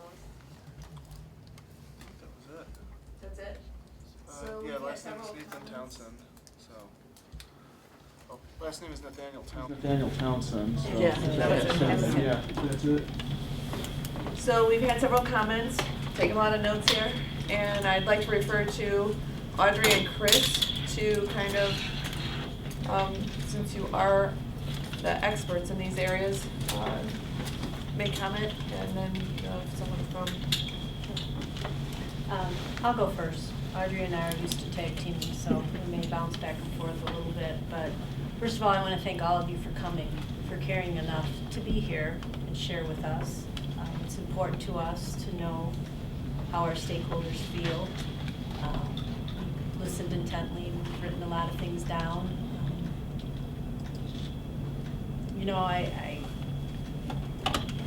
I have to go down memory lane a little bit. You'll have to forgive me in that similar to many of you out there, I've lived in the Zion-Benton community my entire life. And I kind of look back to the 90s as a real low point when we got the announcement that the power plant was going to close. And we were faced with losing a third of the EAV as a school district. And, what were we going to do to handle that certain devastation that was coming our way? And the deficit in our education fund was growing. It was 2.6 million. It was approaching 3 million. And we reached out to our community, and they generously approved a referendum in 2002 that basically saved the district from financial ruin. And I'm pretty confident there were some of you out there that participated in that effort, and we thank you for that. It really put us on solid financial footing. What we didn't know at the time, as we were climbing out of that $2.6 million deficit and finding our financial footing, is that Wall Street would deliver a similar blow. And as Ms. Little shared in her presentation tonight, we have lost more than a third of our EAV since 2008 and that recession took place. So here we find ourselves again. It's like a double whammy. We deal with the power plant and the loss of a third of EAV from that. Then we turn around and we have the recession. Similar travesty. The difference for us this time as a school district is the closing of the power plant was largely a local issue. This time, the loss of the EAV is a local issue, but it's compounded because we've added 700 students to the district since the last time we dealt with the crisis. So we have increased our enrollment by almost 40% from where we were back then. We have dramatic reductions in state funding. So again, that compounds the problem. The loss of interest income, the loss of corporate personal property taxes, all of these things. So again, as a citizen of this community, it just feels like we're the punching bag. And the first go was bad enough, and this time we've got it from a variety of directions. So nonetheless, when we passed that referendum in 2002, we went on record in saying that we would not go back to the taxpayers for at least 10 years with requesting another referendum. And we're 12 years out from that. And, I have to compliment, as difficult as this situation we're in, I have to compliment the boards of education that have been here during this last 12 years, that have brought it, in spite of this perfect storm of challenges, has brought this district out of deficit has dealt with the additional 700 students and has put it in a sound financial position to educate students now and into the future. They care deeply about the community, as do I and my colleagues.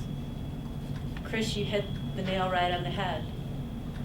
We have to come together collectively, and it does require that we engage our representatives and our senators. I'm going to share with you that as a superintendent, my job has changed dramatically in the last 4 to 5 years.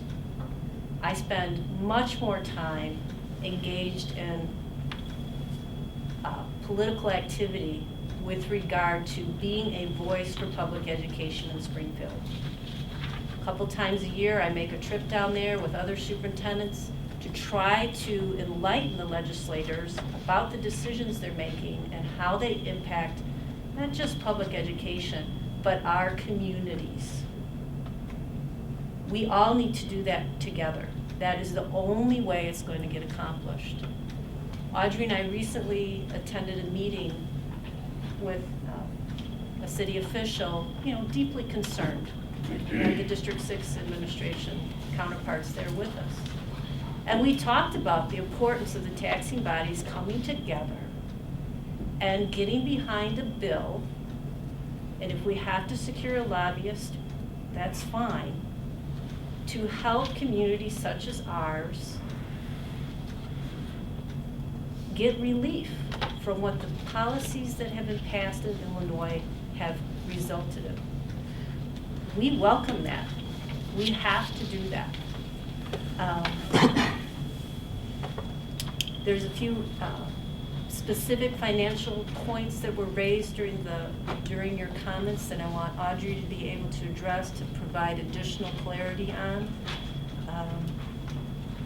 Our goal, as Audrey stated in her presentation, is not to increase our tax extension. Our goal is to keep it flat in the spring, but to ensure that we don't tie our hands. That is the reason we ask for more now until the rates can be established in the spring, and then we keep it flat in the spring. Audrey, can you take it from Jump there? in on that one? Yes, thank you. The board really has two decisions tonight. They can pass this levy, or they can send me back to give them a 0 increase levy. If they pass this levy, they've all already directed me that they want a 0 increase on the existing property taxes. So if they pass this levy tonight with a just under 3.6% increase, they're asking you to trust them that they're going to do what they did last year when they passed a 4.9% increase in December and held your taxes flat. They'd be asking you, I'm sorry? We didn't, No, we didn't raise yours. No, I'm gonna. We didn't raise them. Actually, let me jump to yours. Let me jump to yours. Our total money that we collected did not increase from existing property owners, but we don't control whose values go up and whose values go down. So unfortunately, Roger, yours must have been one of those whose value went up when others went down. So that tax amount got redistributed, and we have no control over that. We levy a dollar amount, and that tax gets redistributed. Your value might have even stayed the same, but if others went down, that by default kind of brings yours up. But back to the levy process. So if the board passes the levy with the buffer in it tonight, that allows them to allow me to account for new construction and to account for changes in the EAV. The new construction is a big piece because as a current property owner, I believe, and I think you probably do too, if somebody's built something new in town, they should be paying their taxes, just like you do. If the board holds the levy flat tonight and new property is built and it's more than I estimated, and I will tell you the county estimated at 1.5 million, and in a minute I'll tell you why I think that might not be accurate, but if that's not accurate, if my estimate for the board isn't accurate, those people who built new homes that went on the tax rolls this year are not going to have the tax burden that the existing community has had, because the total levy will be different and it's spread across. So in order for the board to make the cuts in the debt service area, which is the one area they can make that affects yearly and not in the future, they have to have that cushion because the EAV and the new construction is estimated. They would be asking you for trust, but they did it last year. They're committed to it, but it is necessary to do it properly to allow that cushion, and then in the spring make those adjustments once we get our final numbers. I would also like to, Mr. Fitzgerald, I think you mentioned the assessor's estimates being fairly close. You are correct. Historically, Mr. Polson at the county does a remarkable job for us in getting us those accumulated ones. Unfortunately, when he gives those to us, he doesn't have all the tax objection board rulings in place. Sometimes that's very minimal amount and it doesn't really affect our levy. There are years like last year that it affected it tremendously. And if we aren't prepared for those, again, it's a loss that compounds and we can't make up. The board, by doing it the way we're doing it, is still able to hold the taxes flat as they want to, but they're doing it in a more fiscally responsible way because they're doing it once they know the real numbers.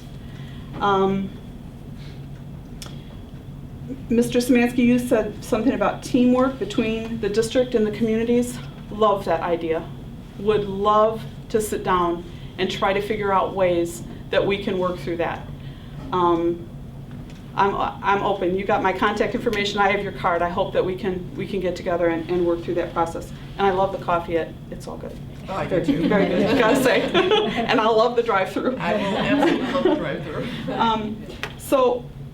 Mr. Townsend, I believe you said, how can parents help the district? We're business owners as well, so businesses as well. Okay. If it's okay, I'd like to just address the parents. Parents ensuring that their children get to school every day helps the student because they're exposed to their education every day. It helps us financially. Because believe it or not, that general state aid calculation that I talked about earlier, it's not based on the kids that are enrolled in our school, which it should be because I've got to provide desks and rooms and teachers for all those kids. It's based on the highest 3 months attendance out of the year, and then it's averaged over a 3-year period. But so the state reimburses us based on attendance, not enrollment. So the more kids come to school, the higher our attendance rates are, the better it is for them educationally, and the more money comes to us from the state, which relieves some of the burden from the local taxpayer. So that's a great way to start. I think.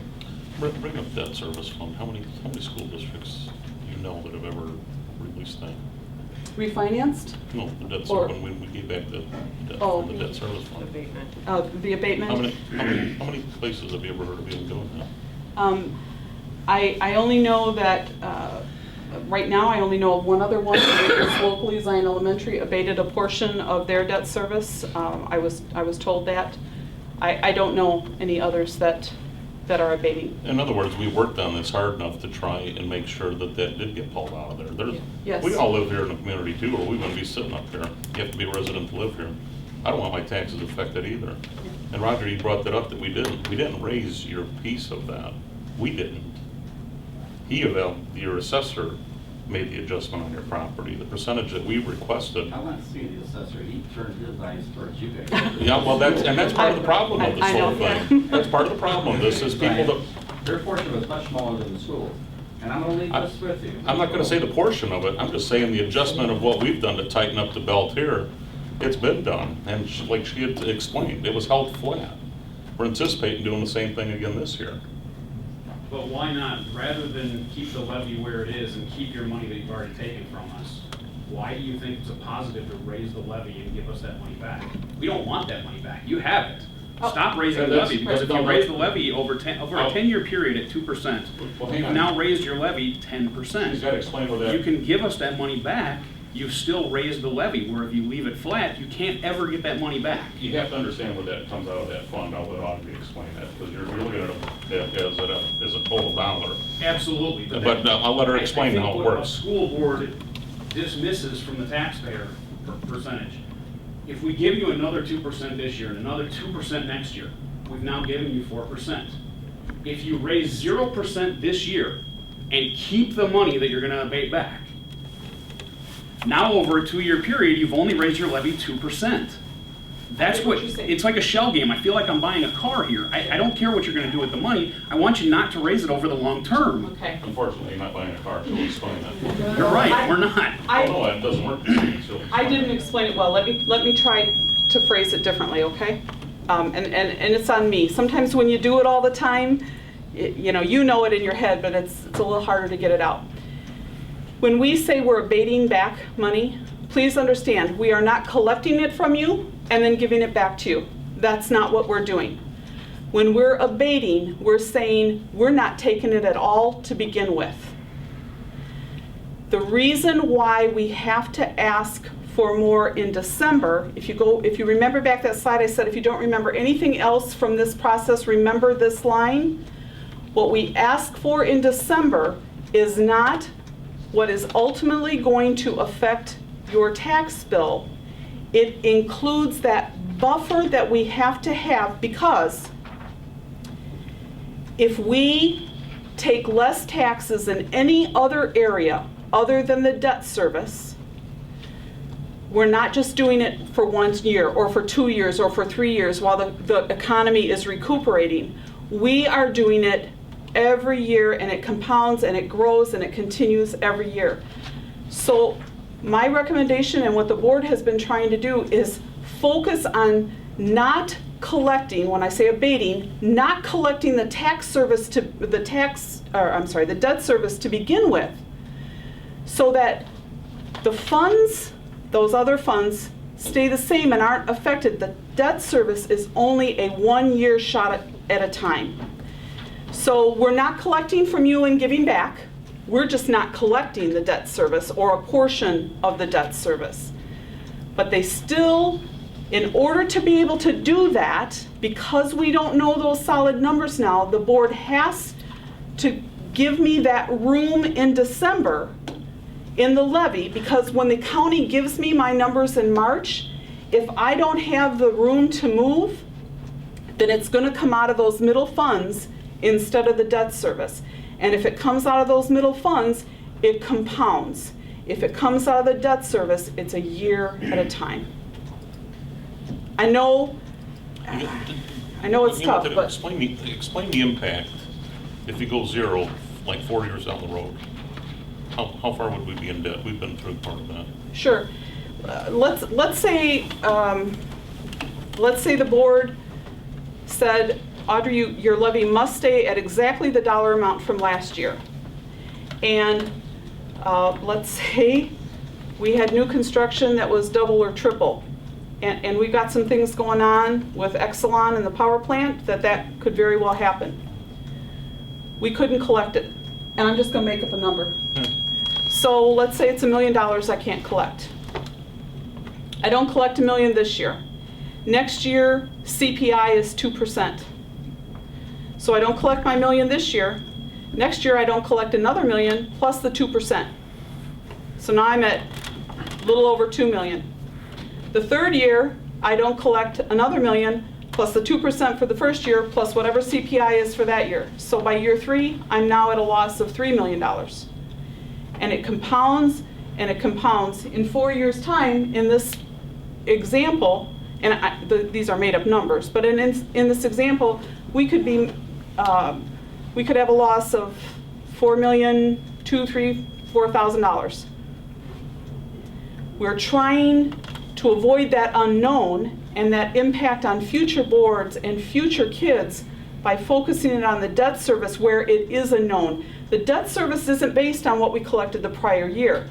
The debt service is based on what loans we have out for our debt and what those payments are. Those loans are on file with the county, and they give us that money unless the board passes a resolution and says, don't give it to us. That's what they did last February.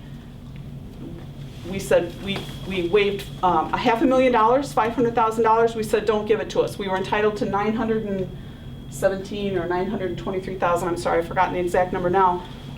And we collected $417 or $423, whatever it was. So we're not collecting it and giving it back. We're just not collecting it at all. And, you know, this is a lot to digest.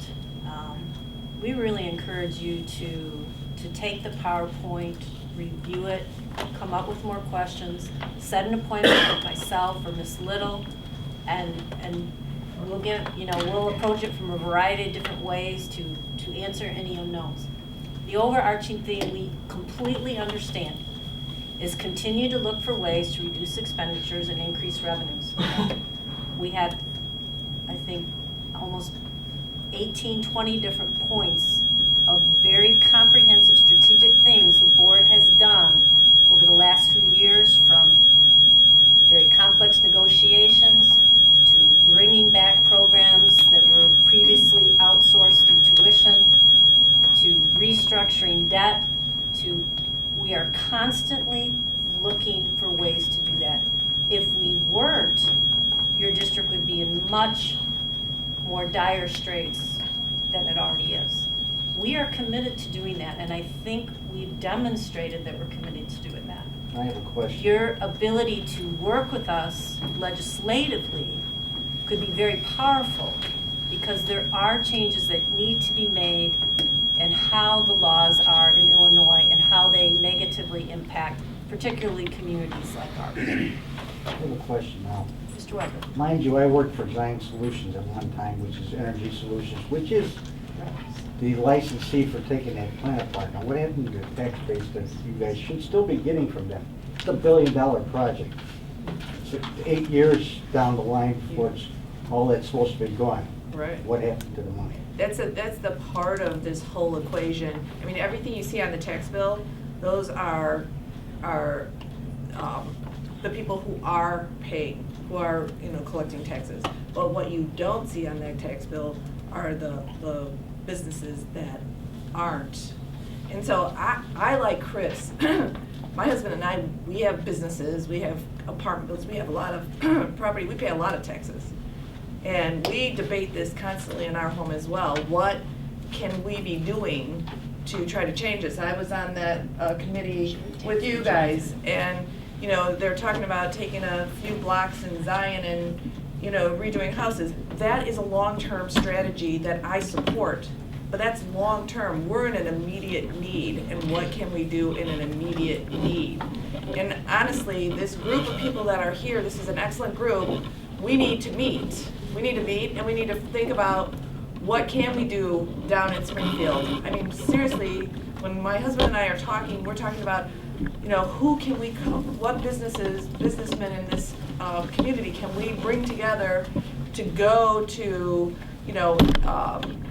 business meetings within Zion, Beach Park, and Winthrop Harbor, and collectively, what can we do to stop some of the things that are happening in Springfield everywhere? I mean, really, we are this little tiny Zion, Winthrop Harbor, and Beach Park is the highest or second highest from Waukegan, which is even in worse condition than we are in Lake County. That's ridiculous.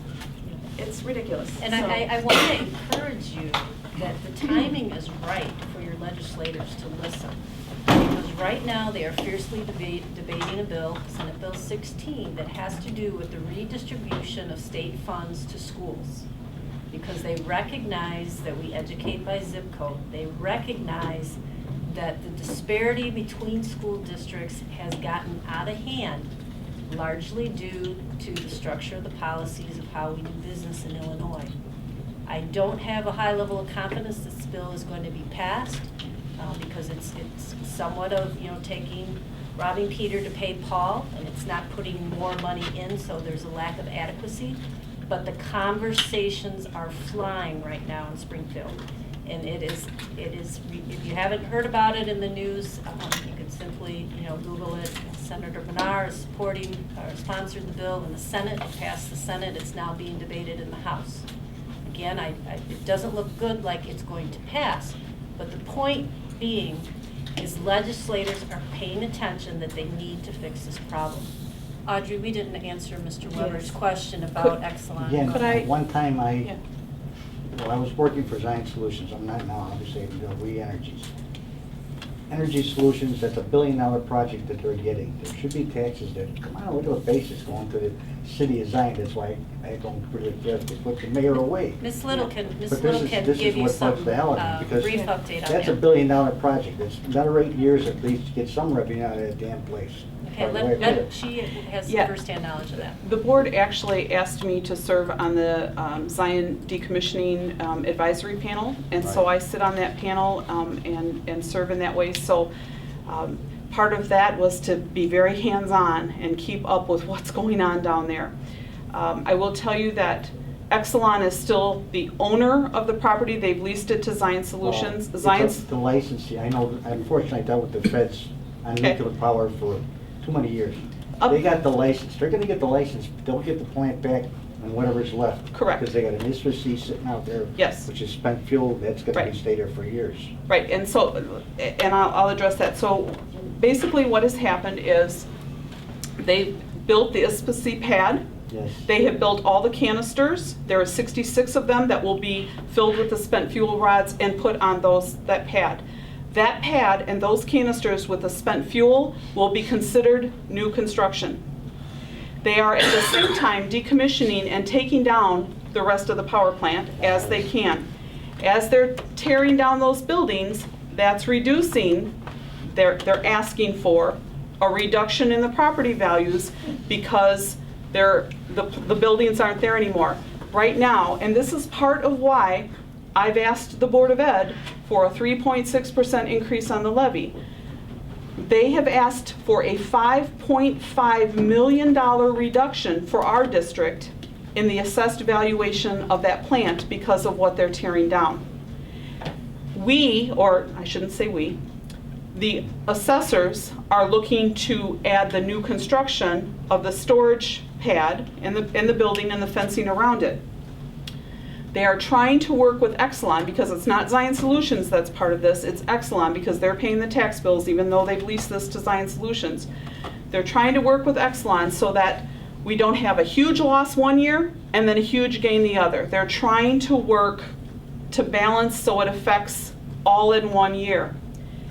That could generate substantial new construction for us. If the board were to vote today and say, the only levy I will approve is exactly what we received last year, I could lose that new construction value if this is settled before the tax bills come out. So that's another reason why I need that cushion, because the new construction and the assessed values aren't there yet. That's what's going on with the plant down there. So it is in the process. They shifted a lot of, they'll put it this way, they, I'll say, fired a lot of the management there, Energy Solutions, to replace, because I wanted one person behind bars, but they canned him in April. Because I keep getting these phone calls of what they're trying to do or what they shouldn't be doing. And all I say is, I don't work there no more. You guys pick up the phone and call the NRC if they do certain things, that's it.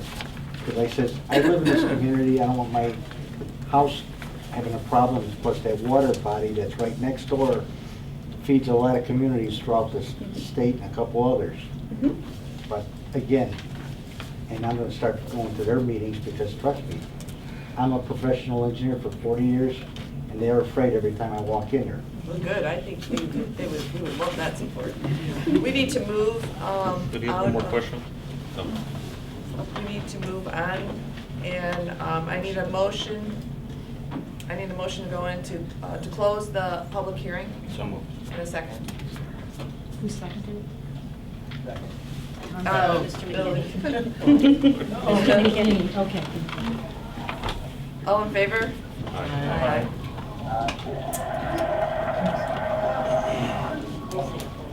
Anybody opposed to the? Okay. So at this time,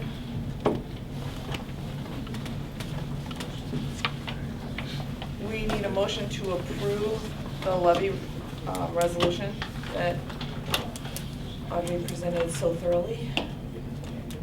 So moved. Second. Roll call, please. Ms. McCullough? Aye. Mrs. Richards? Mr. Stried? Aye. Mr. Handyside? You know, I gotta be honest, I've debated this issue for a couple weeks. It's not under discussion, yes or no? I'm not saying I'm discussing anything. I'm voting no. Mr. McKinney? Aye. Mr. Karner? Aye. And Mrs. Leech? Aye. Thank you. Approval of the 2013-14 audit, Audrey. I'm sorry, it's me again. I'm sure you're very tired of my voice by now. I'll be very quick. In your board packet was the cover letter from our auditor as well as the full and complete audit. Once again, this year, we did not receive a management letter with any recommendations or concerns or required changes for our internal controls or our management practices or accounting, so I'm very proud of that. Because the board has chosen to make very sound fiscal decisions in the past, I'm pleased to share with you that we once again were able to maintain financial recognition as part of our audit with the state. I do want to remind you that as you look at that part of your board packet though, please remember that because not all schools in the state operate on accrual like we do, several operate on cash. So the financial recognition numbers that you see are on a cash basis, not on an accrual basis. That inflates ours a little bit because we are on accrual. We're still in great shape, but that days cash on hand is inflated because it's reported as cash instead of accrual. Our operating expense per pupil was $14,229. That went up a little bit, and it went up for a couple of very important reasons. One, the Board of Education prudently decided last year that you would pay off some of our unfunded liabilities with IMRF. That additional IMRF payment increased our expenditures, which then gets reflected into this number. But again, that was a great decision on your part because it dropped our IMRF rate that we pay all year long substantially. So it was very sound fiscally, but it made our operating expense per pupil appear to increase a little bit. Salaries for our take-back programs are included where tuition would have been deducted. So again, it was a cost savings for the district because it's in one category versus a category that gets deducted. That impacts. We also had a health insurance rate increase last year that was substantial, that increased our expenses in health insurance costs, and so that was included. So those factors increased our per pupil cost, but overall I'm very, very pleased with the audit report and the results of our audit from FY14. We need a motion. Motion to accept.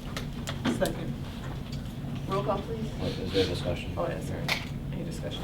I only wanted discussion because earlier, I don't think we had much discussion, but I want to thank you for the unbelievable work that you do on behalf of the board and the people sitting out there. Yes. Whether they understand it right now or not, I know there's a lot of head shaking. She is doing everything she can on your behalf as well. And I know it's hard to explain in one night, but thank you. It's unbelievable what you're doing. Thank you. My pleasure. Thank you. Couldn't do it without you guys. Roll call, please. Mrs. Richards? Aye. Mr. Karner? Aye. Mr. Handyside? Aye. Mr. McKinney? Ms. McCullough? Aye. Mr. Stried? Aye. And Mrs. Leech? Aye.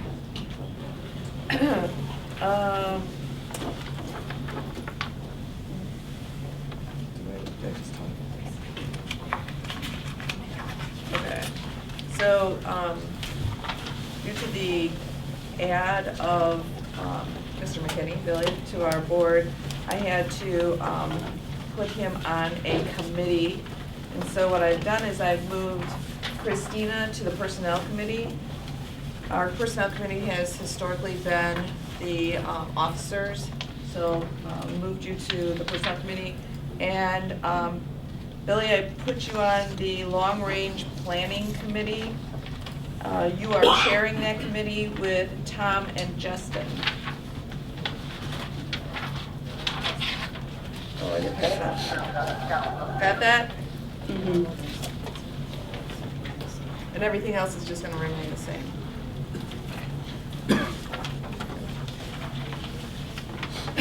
Moving on to old business. Approval of the alternate conditions of learning surveys to meet state requirements.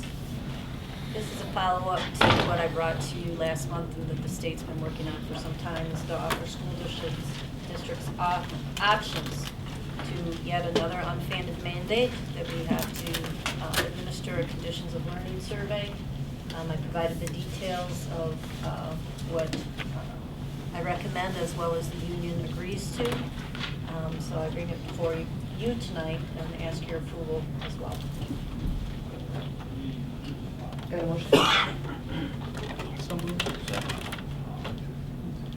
Any questions? Roll call, please. Mr. Stried? Aye. Mr. Karner? Aye. Mr. Handyside? Aye. Ms. McCullough? Aye. Mrs. Richards? Aye. Mr. McKinney? Aye. And Mrs. Leach? Aye. And then, IASB resolution for the III conference. Do you have some information for us, Kathy? I don't know if anyone has actually read through the resolutions, but I am going to vote basically the way the resolution committee has recommended, except for item 8, which is a concealed carry issue. Right now, the state does not allow us locally to control how we want to handle that issue. And many boards are asking that they be able to control whether or not teachers or staff would be permitted to concealed carry and what the rules would be for us to decide. And I think we should really consider voting in favor of allowing this resolution to pass, because my husband, as a police officer, has researched this actually quite well, and what he really discovered was the state of Ohio has had their teachers and staff permitted to concealed carry, and the state of Ohio is the only state that has not had a critical shooting incident, and that's something just to be noted. That doesn't mean that we have to bring guns into our school. It means that we as a board can control the decision as opposed to letting the state decide what's best for our district and our children. I agree. So that's really the only item that I was not going to accept the resolution, or that I was interested in not accepting the resolution committee recommendation. I read through those minutes. I also feel that we should have a say. Yeah, local control, Yeah, I think is important. Is there any other business? So at this time, we need a motion to go into a closed session for consideration of appointment, employment, or evaluation of personnel, sale of real estate, collective bargaining, and confidential student issues. So moved. Second. All in favor? Aye.